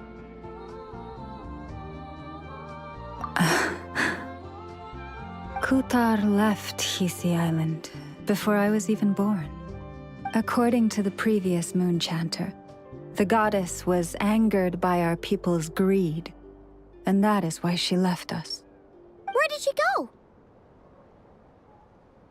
No one knows what happened after she left. But just a few months ago, after those 2 ancient moon's remnants fell from the sky, she was spotted on Hisi Island once more. And the Fatui have been harassing and threatening us ever since. Judging from what they've said, our moon goddess is actually their missing harbinger, Columbina, the damselette. The damselette? But isn't she number 3 amongst the Fatui harbingers? So she's actually the moon goddess. Why would she join the Fatui then? That too is a question I've struggled with. But even at the best of times, understanding other people's choices is difficult, let alone those of a goddess. Plus, forgive me. There I go again, rambling on about our history. But you came here to ask about the sacred relic, didn't you? Honestly, Paimon's not sure which part she's more curious about now. Since ancient times, the Frost Moon Scions have had in our possession a special fragment of the ancient moon's remnants. A piece in which I sense a power unlike any other. Successive generations of moon chanters have all detected a divine presence within it. We call this unique remnant the Moon Marrow. We heard you can use it to see what happened in the past. What is it in particular that you seek from the past? Well, basically, to cut a long story short, the traveler here is actually from outside of Tibet. Oh.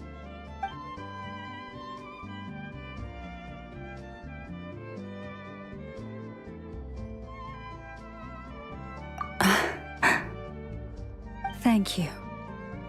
Your honesty is a sign of your trust, both in me and the Frost Moon Scions. Unfortunately, though, I won't be able to use the Moon Marrow to shed light on your past just yet. Our people revere the Moon Marrow as a sacred relic. I'm only permitted to retrieve it from the secret chamber in which it is hidden once a year, on Moon Prayer Night. Oh, really? So, when's the next Moon Prayer Night? Judging from the tides this evening, a little less than 2 months. Huh? Does that mean the date changes every year? The ceremony is held on the night when the moon is closest to Tevat. This is also when Nodcry's Kuvaki reaches its peak. Only then can the seal on the secret chamber be lifted. Oh, guess we've got no choice but to wait. I am truly sorry that I cannot help you sooner. But, as the Moon Chanter, I swear that I will do everything I can to help you find the answers you seek. Think nothing of it. After all you've done for us, you deserve nothing less. Who'd have thought today was only our first day in Nodcry? Feels like so much has happened already. If I may be so bold, what does family mean to you? If you are aware of something, a secret that could hurt your family, would you be honest with them? Or try to hide it?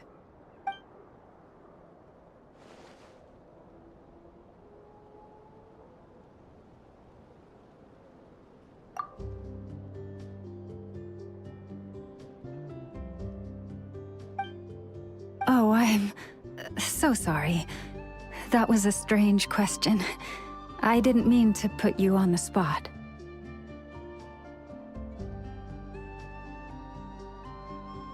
I guess I've just never met anyone with a story quite like yours before. I just suddenly had the urge to ask. It's getting late, and you two must be rather tired too. Would you like to stay the night here on Hisi Island? I can have someone prepare some lodgings. Oh, that's all right. We've already got a room back at the flagship as it happens. Speaking of which, if you ever need us, feel free to come knocking. Do you need me to show you the way back? No worries. It's quite a way, and you should get some rest too, Lauma. We'll make sure to be careful. Understood. Then I won't keep you. May your first night in Nodcry pass in stillness and peace.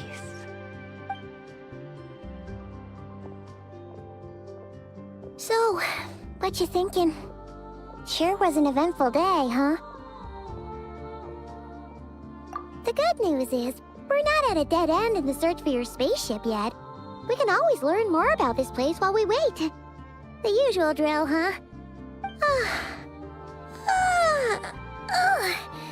Paimon's really getting sleepy now. If she gets too tired to fly back, you carry her, okay?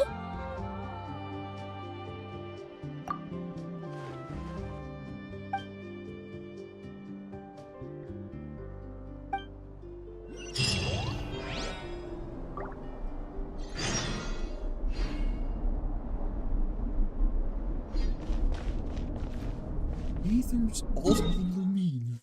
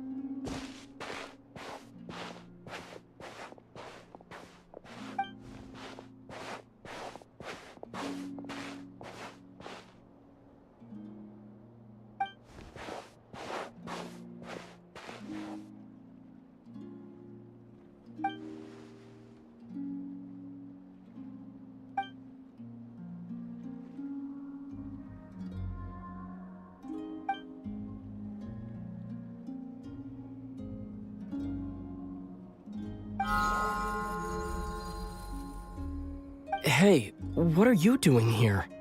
These flowers. I remember.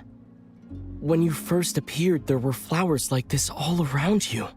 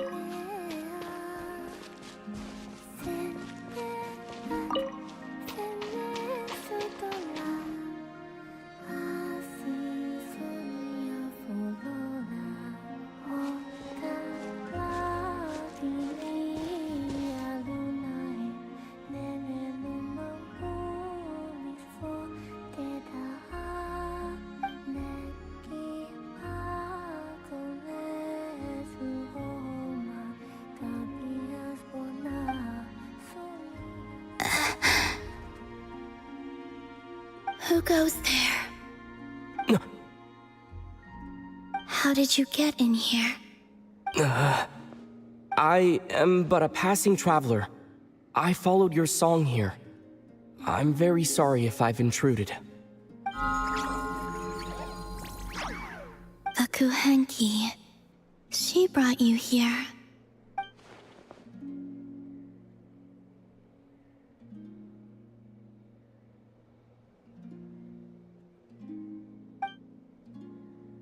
May I ask, are you the one they call Kutar? And the harbinger that the Fatui refer to as the Damselette? The Fatui? Are you here at their behest?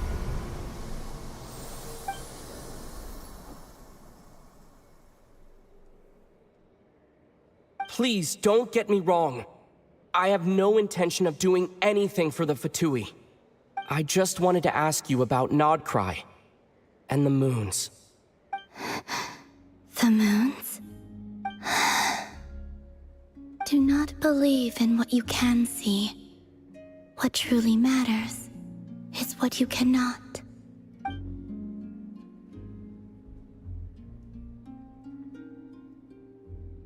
What do you mean?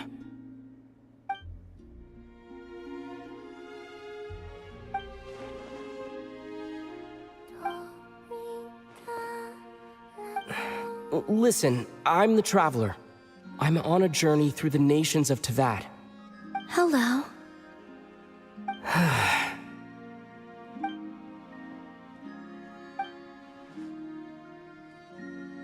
Could you tell me your name? Columbina. Kutar, the damselette, the moon goddess. Pick whichever takes your fancy. I do not know my own name.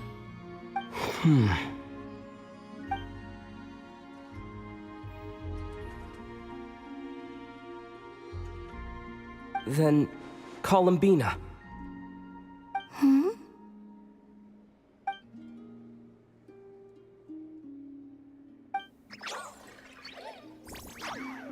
This Kuhenki, this Lanatar, did you bring her into being? Come here, little one.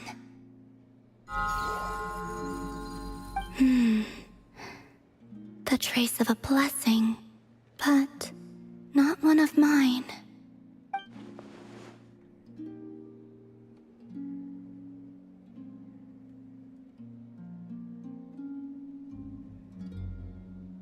People always assume I can do many things. Assume I have done many things.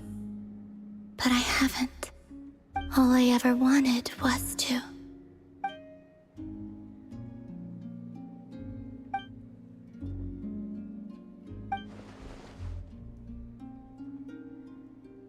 It's about time I got going.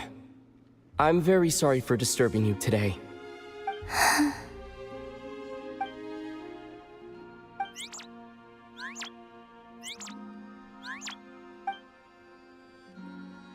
Columbina, that Kuhenki. Oh, you're leaving?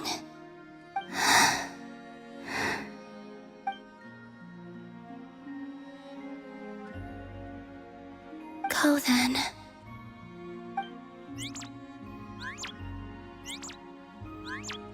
Goodbye. Take care. The moon can be treacherous.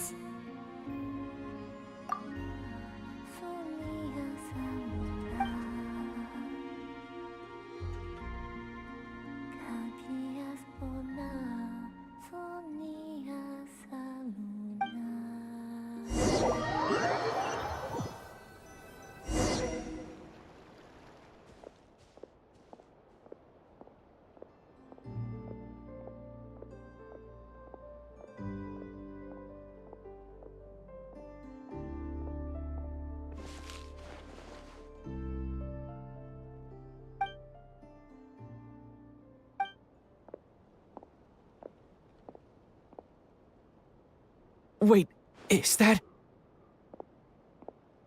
Lumine?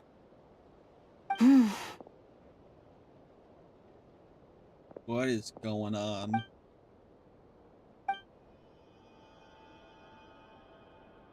Lumine!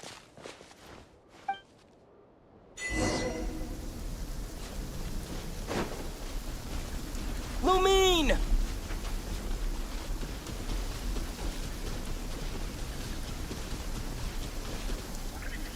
Lumine! Ether, it's you.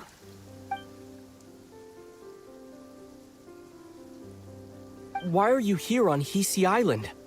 If I told you I was here in search of the Frost Moon Scion's sacred relic, what would you think? Huh?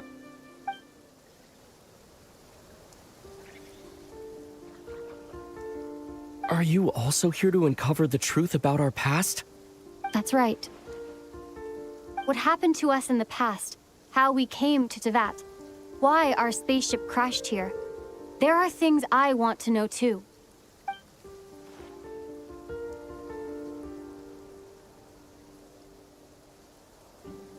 But I'm not about to sit around waiting for another 2 months to find out. Wait! Wait? But I still have unfinished business.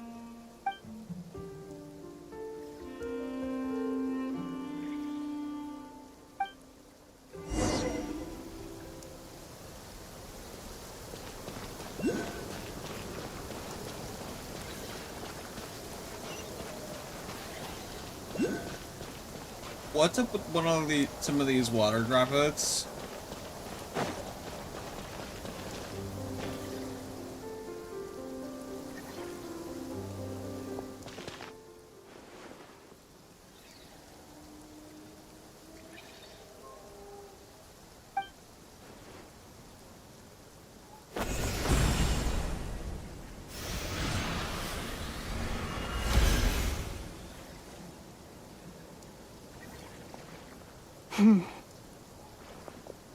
Hold on a second. What's wrong? That's the Frost Moon Scion's sacred relic. We can't just... Use it to get to the bottom of all this? We should at least get their permission. You barely even know her, yet already you hold that moon chanter in such high trust? What do you mean? She told you that the seal can only be broken on Moon Prayer Night, when the flow of Kuvaki is at its peak, yes? You heard all that? Watch this. Huh? But... Get it now? She's been stalling for time. As long as the statue's base is imbued with sufficient power, the secret chamber can be opened at any time.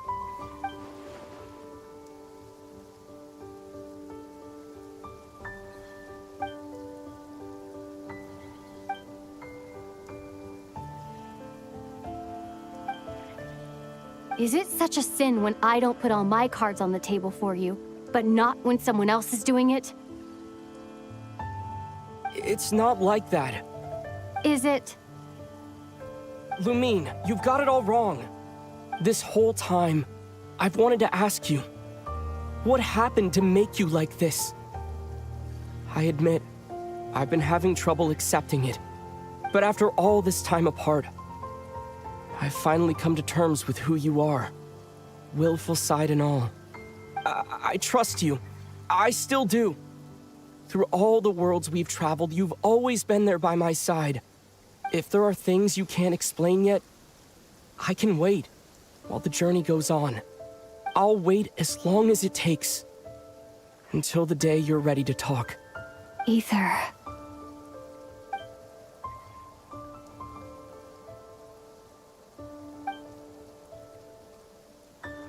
I'm not looking to borrow the Moon Marrow simply because of our past. It holds answers about the very origins of Tevat. I've always believed that if you want the truth, you have to see the whole story for yourself. I'm not asking you to trust me, Ether. Just don't try and stop me. If this choice weighs on your heart, then let me go in alone. Forget this meeting ever took place. Bit late for that now. But maybe this is the chance I've been waiting for all along, even if it fades with the morning light. I want to go with you. You sure? Yeah.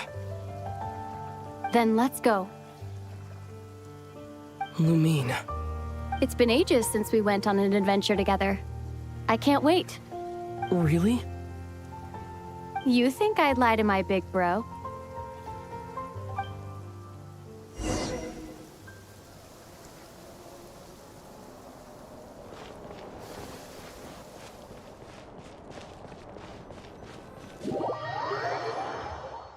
From what I understand, the path ahead is likely to be full of trials and challenges. A deterrence against intruders, and a test for those who truly seek entrance. I doubt the two of us will have any problems. I agree. Still, if we get separated, things could get tricky. Best we move together and watch each other's backs. Even the sound of your footsteps takes me right back.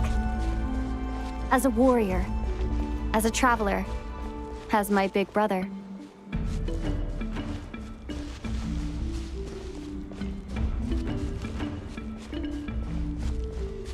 Looks like this is the first trial.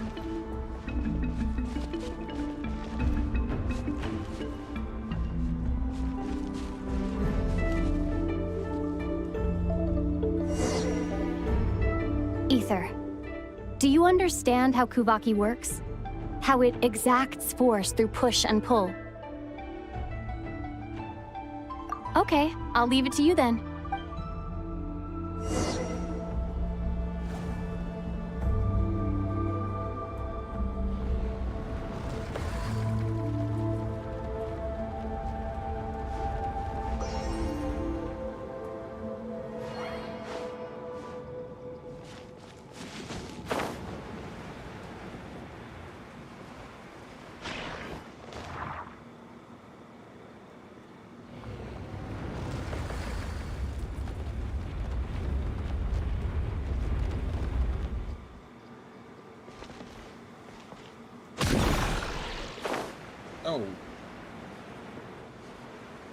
The super jump.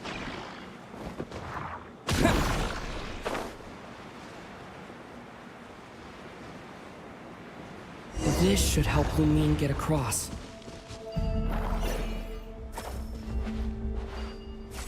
Lumine!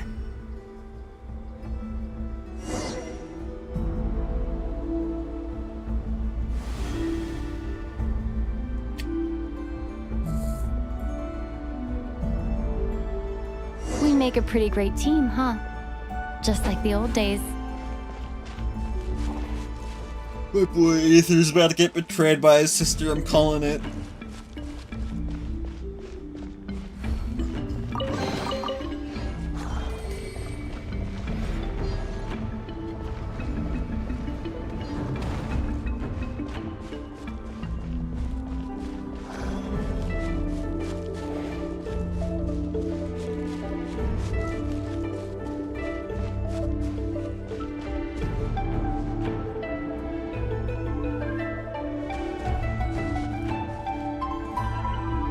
A wide open space. Must be in for a fight.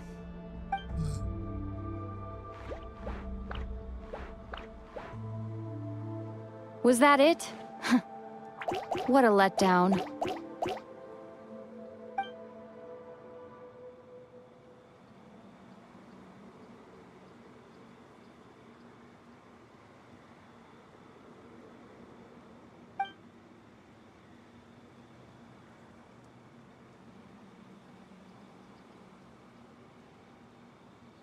Ether, What is it? why are you looking at me like that?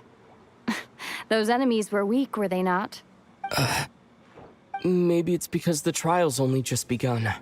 Actually, I've got an idea. Why don't we have ourselves a little friendly competition? Let's see if your journey has made you rusty. You're on.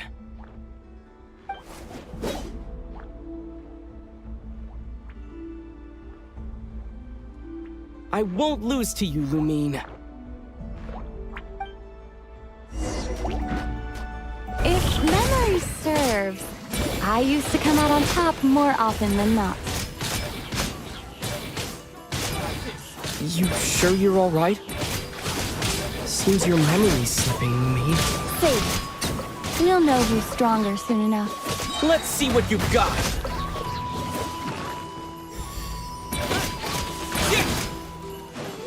My everlasting flame!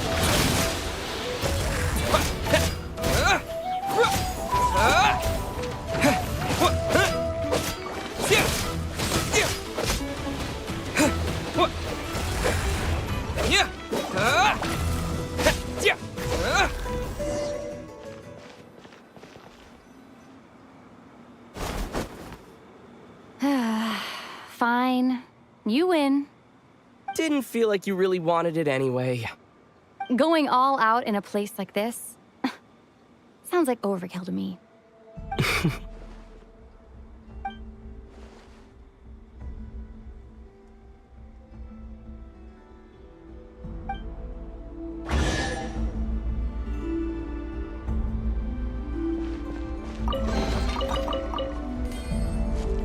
Let's keep moving.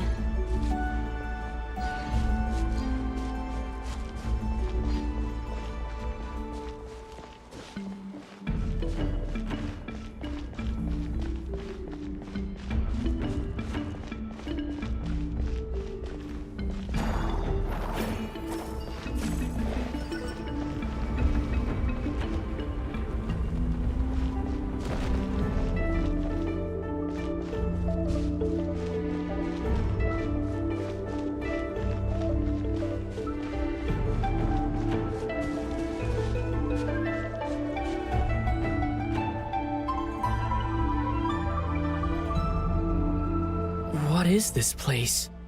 No sign of any monsters. Feels like a ritual site. But something's missing. It's ahead. Inside that thing that looks like a mirror. I can feel it. But maybe it's sealed within. Can you open it using Kuvaki? Apparently not. Do you think it might have something to do with the Frost Moon Scion's bloodline? Lumine? If this is about strength of blood, what could possibly stop us? Let me give it a try. Why don't you check around for other clues? Sure.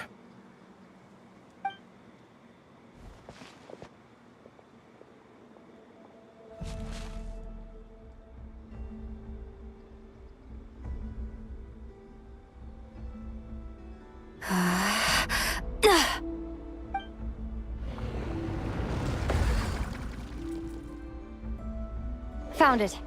This should do the trick. Okay.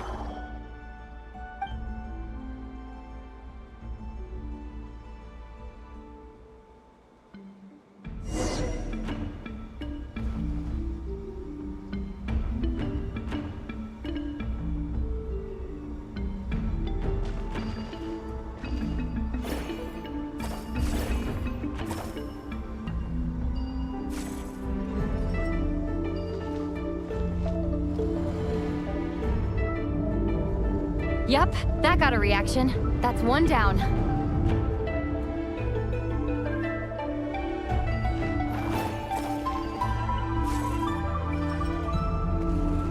Nicely done.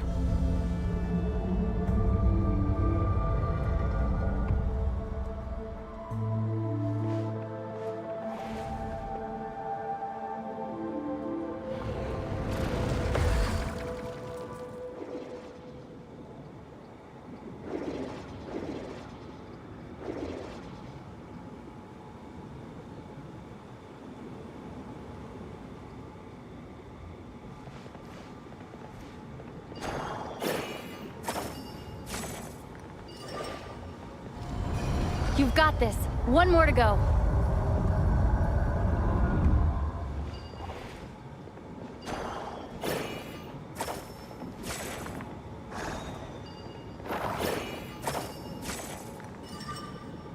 Good work, Ether.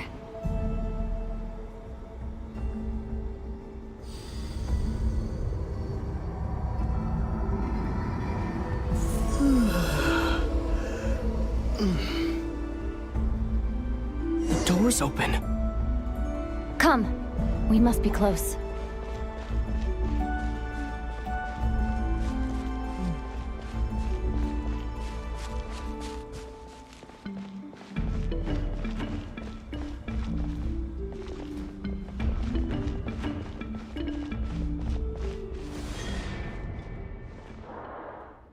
Stay on your toes now.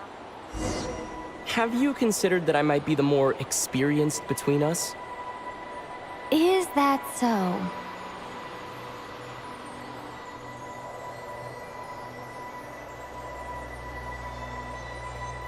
So, will you be heading off again after we're done here? Maybe, maybe not. Another cryptic response. Don't worry about things that haven't happened yet.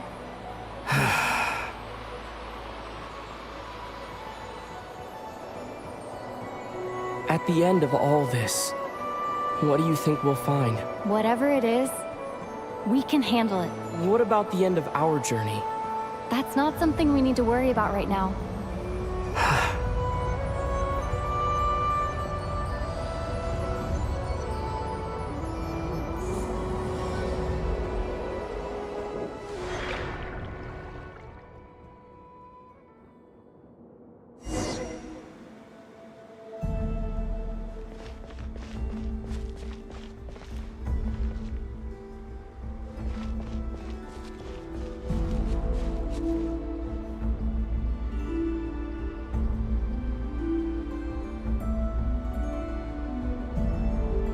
Looks like the final trial is just up ahead. Ready for battle? When have I ever not been? What's wrong? Going on an adventure with you, side by side, it's been so exciting. But at the same time, it just feels surreal, I guess. Maybe because it's been so long. You know, this is only the second time we fought together since the day we both woke up in Teyvat. maybe that's it. Ether, let the light of our blades come together once more, just like they did in the past. Lumine. This is a night of miracles, an adventure that belongs to us. Let's not weigh it down with worries and regrets. This is our adventure.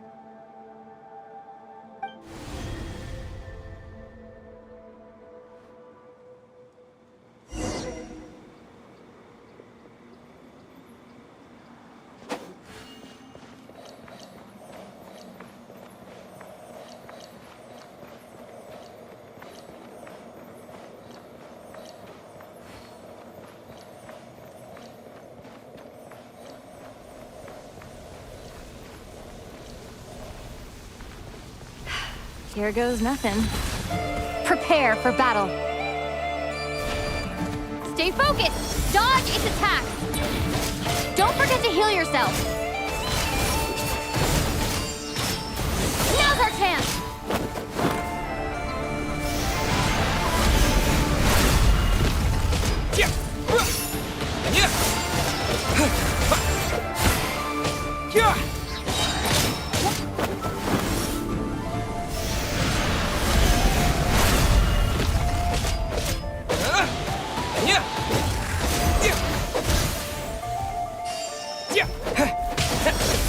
Time for the finishing blow!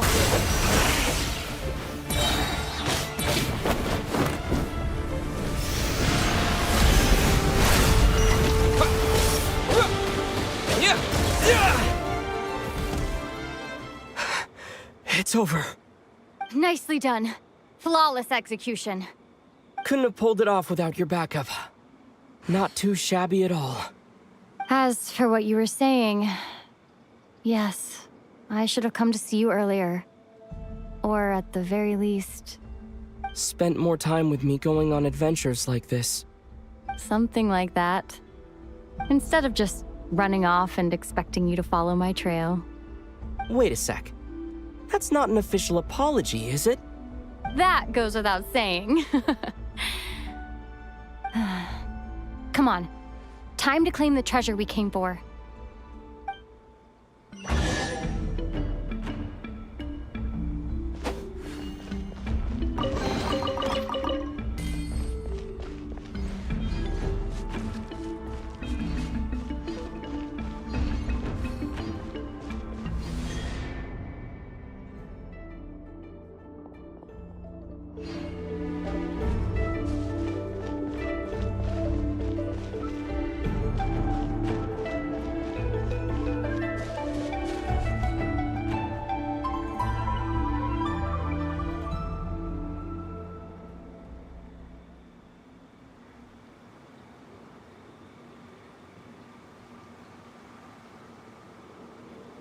So this is the Moon Marrow.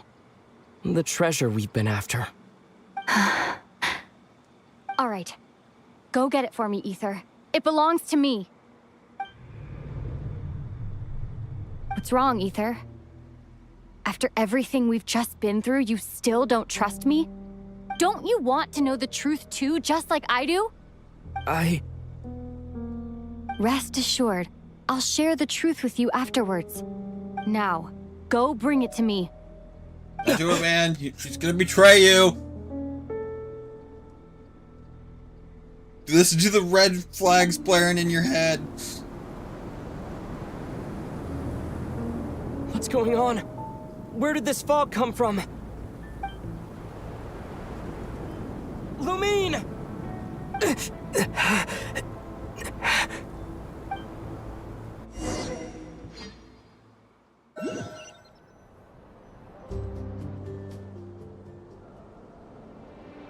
Lumine!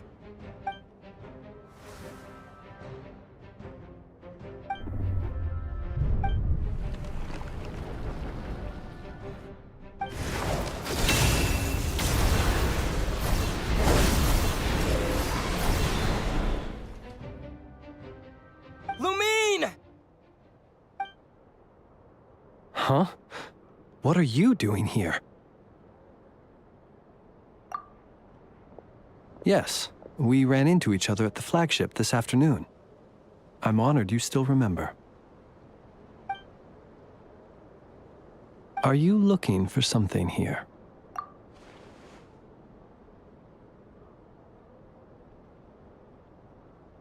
And you just happen to end up surrounded by the Wild Hunt. Sorry, I did not intend to come off as pointing fingers. Indeed, perhaps our courses of action do not differ so greatly. Not exactly. We Lightkeepers are accustomed to patrolling at night. A long-held tradition, you understand. I was just passing by when I noticed that the Wild Hunt had struck. So I simply did what I am duty-bound to do. As a matter of fact, I just saw someone leaving in quite the hurry. Was that your companion?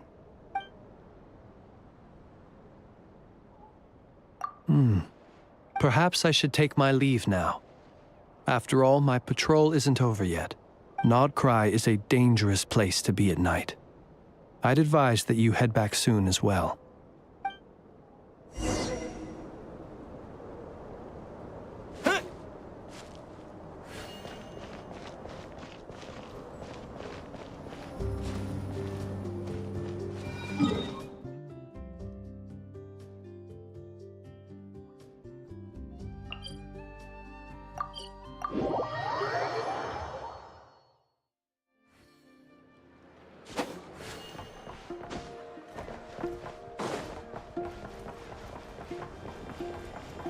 Melusine?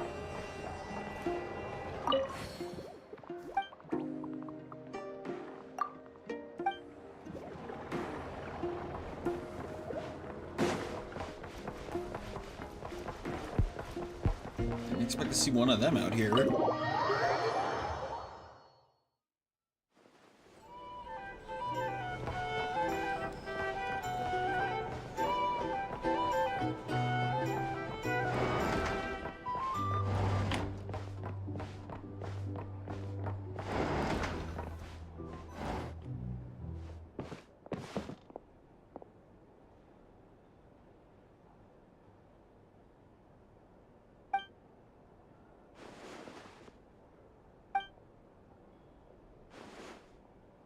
Woke up and saw you were gone, so she made you a cup of berry juice to help you sleep.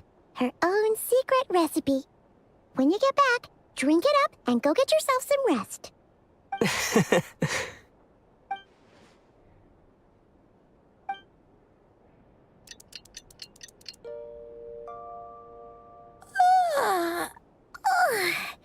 Good morning? If now still counts as morning. When did you get back last night? Did you sleep well? Good to hear.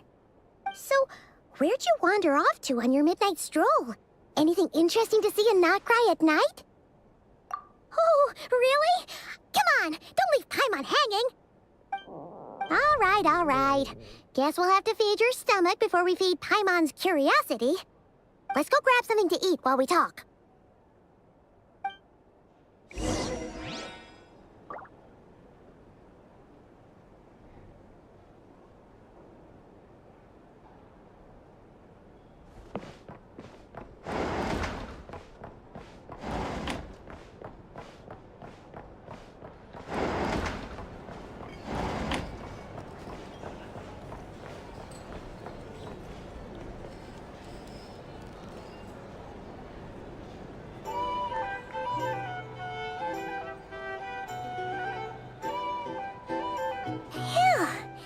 This is just the best, huh?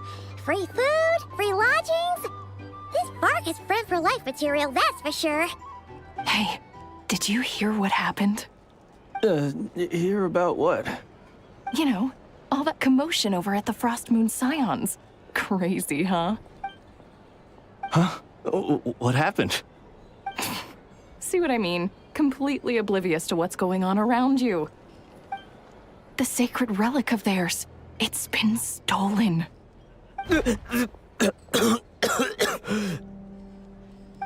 slow down. Paimon knows you're hungry, but you don't have to worry about her stealing your food. At least, not today. What? Was it those Fatui? No idea. but the news has already spread right through Nasha Town. What did their high priestess... what did they call her again? The moon... something... Anyway, what did she say about it? What could she say? She's the one who discovered it was missing.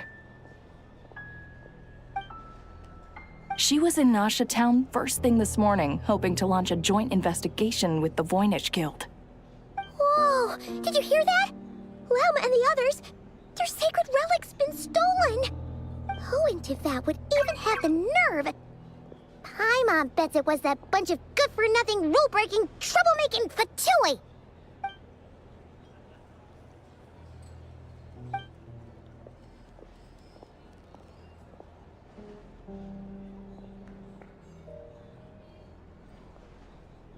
Huh? What's wrong? You feeling okay? A joint investigation? Good luck getting any takers. Unless there's some reward or a business opportunity to sweeten the deal. Same thoughts here. So just a few minutes back, she switched gears and headed over to the one place that might actually be able to solve this. The Curatorium of Secrets. You scared, Paimon! What is it? Huh? Okay, just... Hey! Paimon's not a baby, you know! Quit pulling her arm!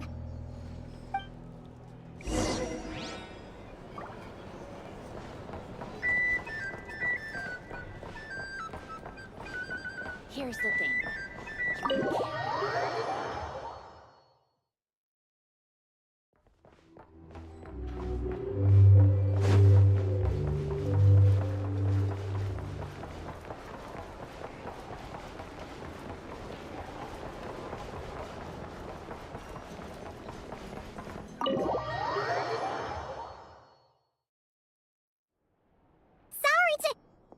Huh? There's no one here. But didn't they just say Lauma came this way a few minutes ago? No one except for a cat watching over the front desk. Excuse meow? Are we supposed to check in here? No idea what that means. Is this Lauma's personal receptionist or something? Pretty sure she'd be the only person who could actually understand it.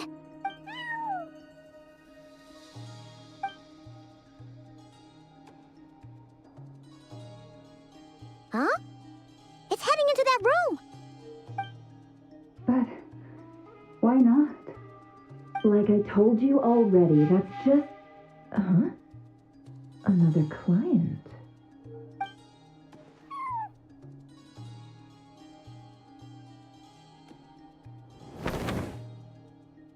Ah! So, you were in this room the whole time? Something I can do for you? Traveler. Paimon. Oh, you're acquainted then? Yes. They visited Hisi Island yesterday. We had dinner together. Allow me to introduce you. Traveler, Paimon. This is Nefer, boss of the Curatorium of Secrets. Pleasure to meet you. They are travelers who arrived in Nodcry just yesterday. Greeted by the birds and beasts of this land, they are kind-hearted souls who walk in the moonlight's glow. Interesting. Thank you, Lauma, but you need not have introduced them. They are great heroes, renowned throughout the nations beyond our borders. Oh, really? Do not forget, I deal in information. Just because most people in Nodcry pay scant attention to foreign affairs, that does not mean the same goes for the Curatorium of Secrets. They're the heroes everyone was talking about before. The ones who saved Natlan during the Abyss crisis.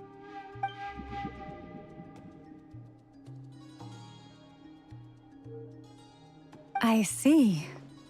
We Frost Moon Scions seldom leave our domain, so I had not heard of your heroic deeds. Please, forgive my ignorance. It's no big deal.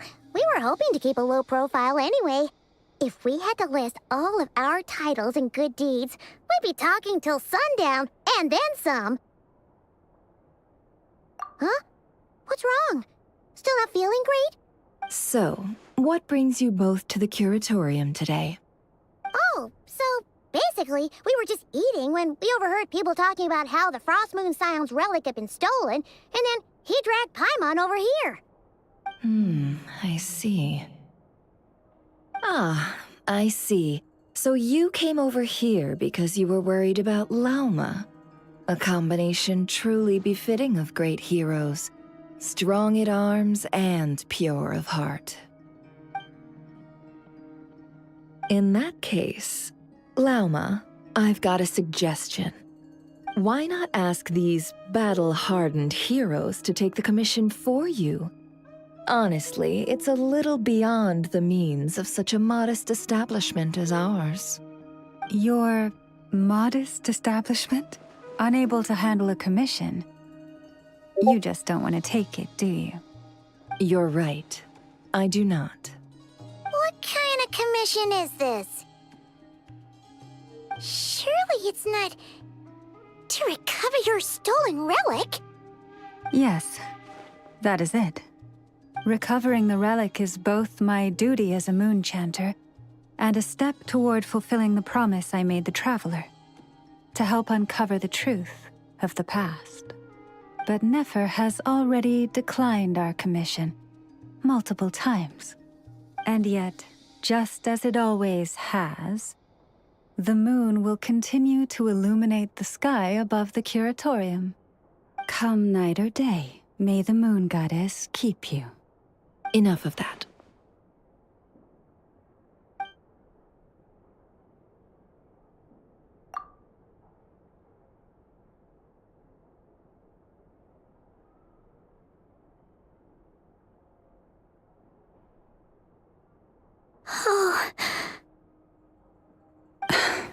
The Traveler looks so defeated.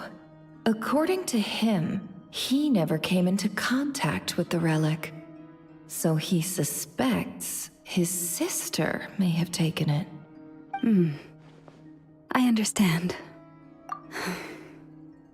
The Frost Moon Scion's secret chamber has remained hidden from the world for generations. But the reason outsiders are forbidden entry is not only to prevent theft. Within the chamber lie ancient trials, challenges designed to test the worthiness of those who enter.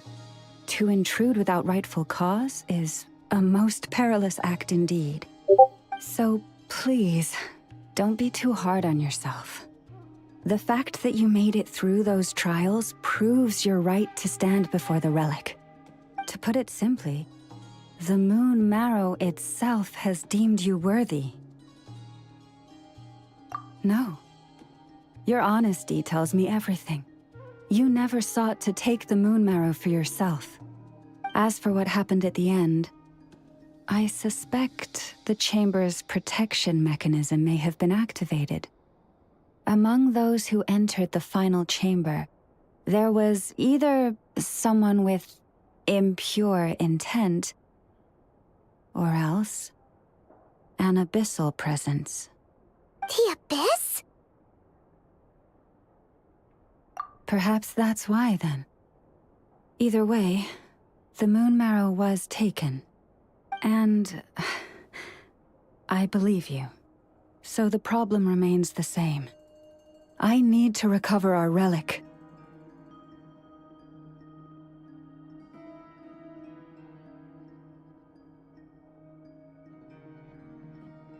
See? Didn't I tell you it would all work out in the end? But before everyone starts celebrating, forgive me for asking just one more thing. Are you absolutely sure your sister took the relic? What do you mean? Weren't they the only ones inside at the time? Who knows? Think about it. After your sister broke the seal with abyssal power, What was to stop someone else from following you in there? In theory, nothing. And as it just so happens, I received a tip-off from one of my sources earlier this morning. Word is, today of all days, the Fatui suddenly called off their search for the relic. What? Huh? Why? Well, either they woke up this morning and suddenly decided they'd lost all interest, or... Exactly.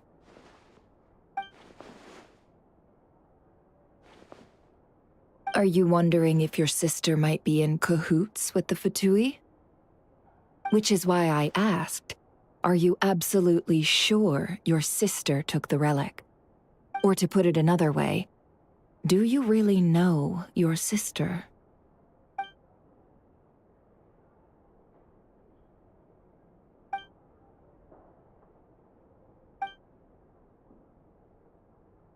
In other words, it's highly likely that the Fatui already have the moon marrow. So, basically, all we need to do is find our way into that Fatui research facility, and we should be able to get to the bottom of this, right? Congratulations, you've found your answer. Looks like the curatorium won't need to lift a finger this time. Well, Lauma, there we are. On behalf of our long-standing cooperation and the great hero by your side, I'll waive your consultation fee, but just this once. You're really not planning on helping us? I think I've helped more than enough already.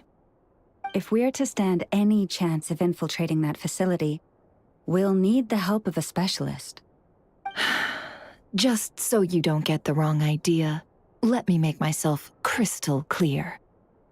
The Curatorium of Secrets has always striven to abide by a policy of strict neutrality.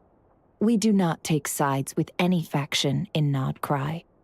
I cannot help the leader of the Frostmoon Scions sneak into a Fatui facility. That would make me their enemy. When one of their harbingers asked me to help them infiltrate your territory, I gave them the same answer. No. All right, I understand. But I do have one final request. I promise it's my last. It had better be. No matter who it is, I want you to help us persuade the next person who walks through that door to join us. What is she up to? You're that desperate for help? What if it's a member of the Fatui? It doesn't matter. You're welcome to tell them everything, even about our plans to infiltrate the Experimental Design Bureau. All I'm asking is for you to say one thing, just one thing to help persuade them. If you do that, I promise I won't ask you for anything else. Made up your mind? Fine. Fine, I'll play along with your little game. Besides, as long as I'm not personally involved, no one can accuse us of taking sides. Boss, I'm back!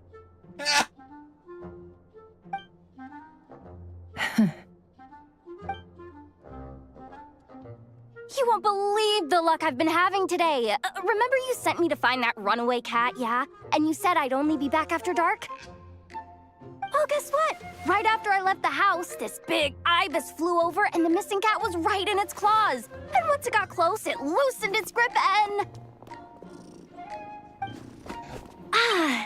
Boss, you're meeting clients. I'm so sorry. I'll get out of your way.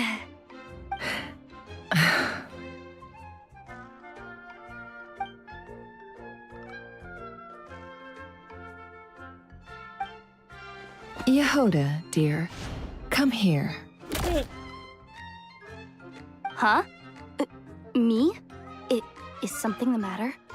Oh, hi there.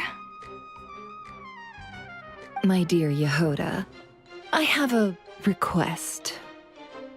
Yikes! Why does the boss sound so scary? Did I do something wrong? would you be so kind as to accompany these 3 delightful clients of ours and help them infiltrate the Fatui's Kuvaki Experimental Design Bureau? What is going on here? Boss usually just says things like, hey, go do this, or you, go take care of that. Why is she being so scarily polite? And wait a sec, the Fatui's research facility? That's basically a death sentence. Made your mind up yet, my dear?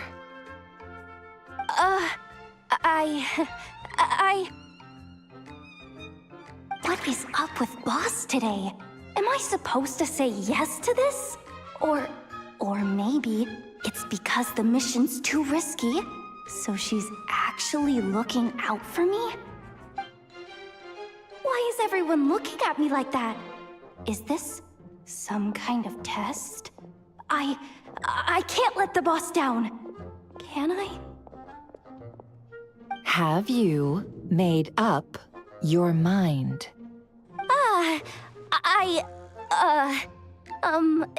That's... Sure, why not? Really? You really don't mind helping us?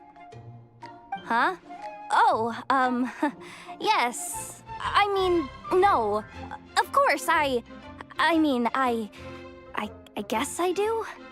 Oh, thanks so much! We owe you big time! On behalf of the Frost Moon Scions, too, thank you, Yehoda, for your help. What the? Seriously, what just happened? Why does the boss look so fed up? Oh no, was I supposed to turn them down? All that mentoring, time spent teaching her how to deal with different factions. In one ear and out the other. Never. You got what you wanted. You promised that was it. I know this goes against your principles. I won't forget the favor. Trying to get me to change my mind now? Of course not. I just wanted to say thank you. So, thank you. Oh. Yehoda, we'll leave the planning to you. Let's discuss the details elsewhere. Huh? Oh, okay. Oh, what have I gotten myself into? Oh, by the way, Yehoda, before you go... What is it, boss? You're fired. Huh? Effective immediately. As in, this exact moment. The curatorium will take you back, of course, but only once you've completed this commission for our 3 clients. You're fired. What? Is there some issue? Well, here's the upside. Without me taking a cut from your commission, you'll earn more. Seriously? Can someone explain what's going on here? You're fired.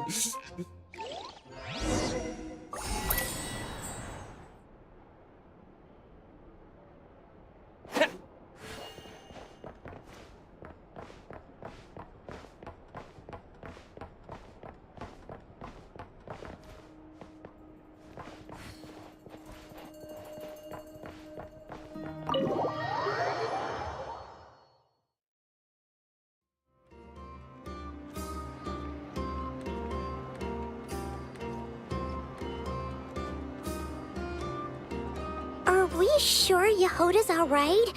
She looked totally crushed just now. She'll be fine. She's just in shock. But one thing's for sure. The Curatorium's professional standards are beyond question. The fact that she only requested 1 day to prepare says it all. As an apology, I'll ask my animal friends to help her out more often in the future. Also, thank you for being honest with me. It means a lot. Was it really, though? As far as I see it, trusting your family is never wrong. In this case, let's call it a misjudgment. But the truth is, we all make mistakes every now and then. What matters is how we deal with the consequences. So, in return for your sincerity, there's something I'd like to share with the two of you as well. Oh? What is it? Perhaps it is something best said under the moon's gentle light. Would the two of you meet me on Hisi Island tonight? Oh, it does sound important. You're right. There's too many people here. Somewhere quieter makes a lot more sense. Thank you both for understanding. Then let us meet beneath the moonlight.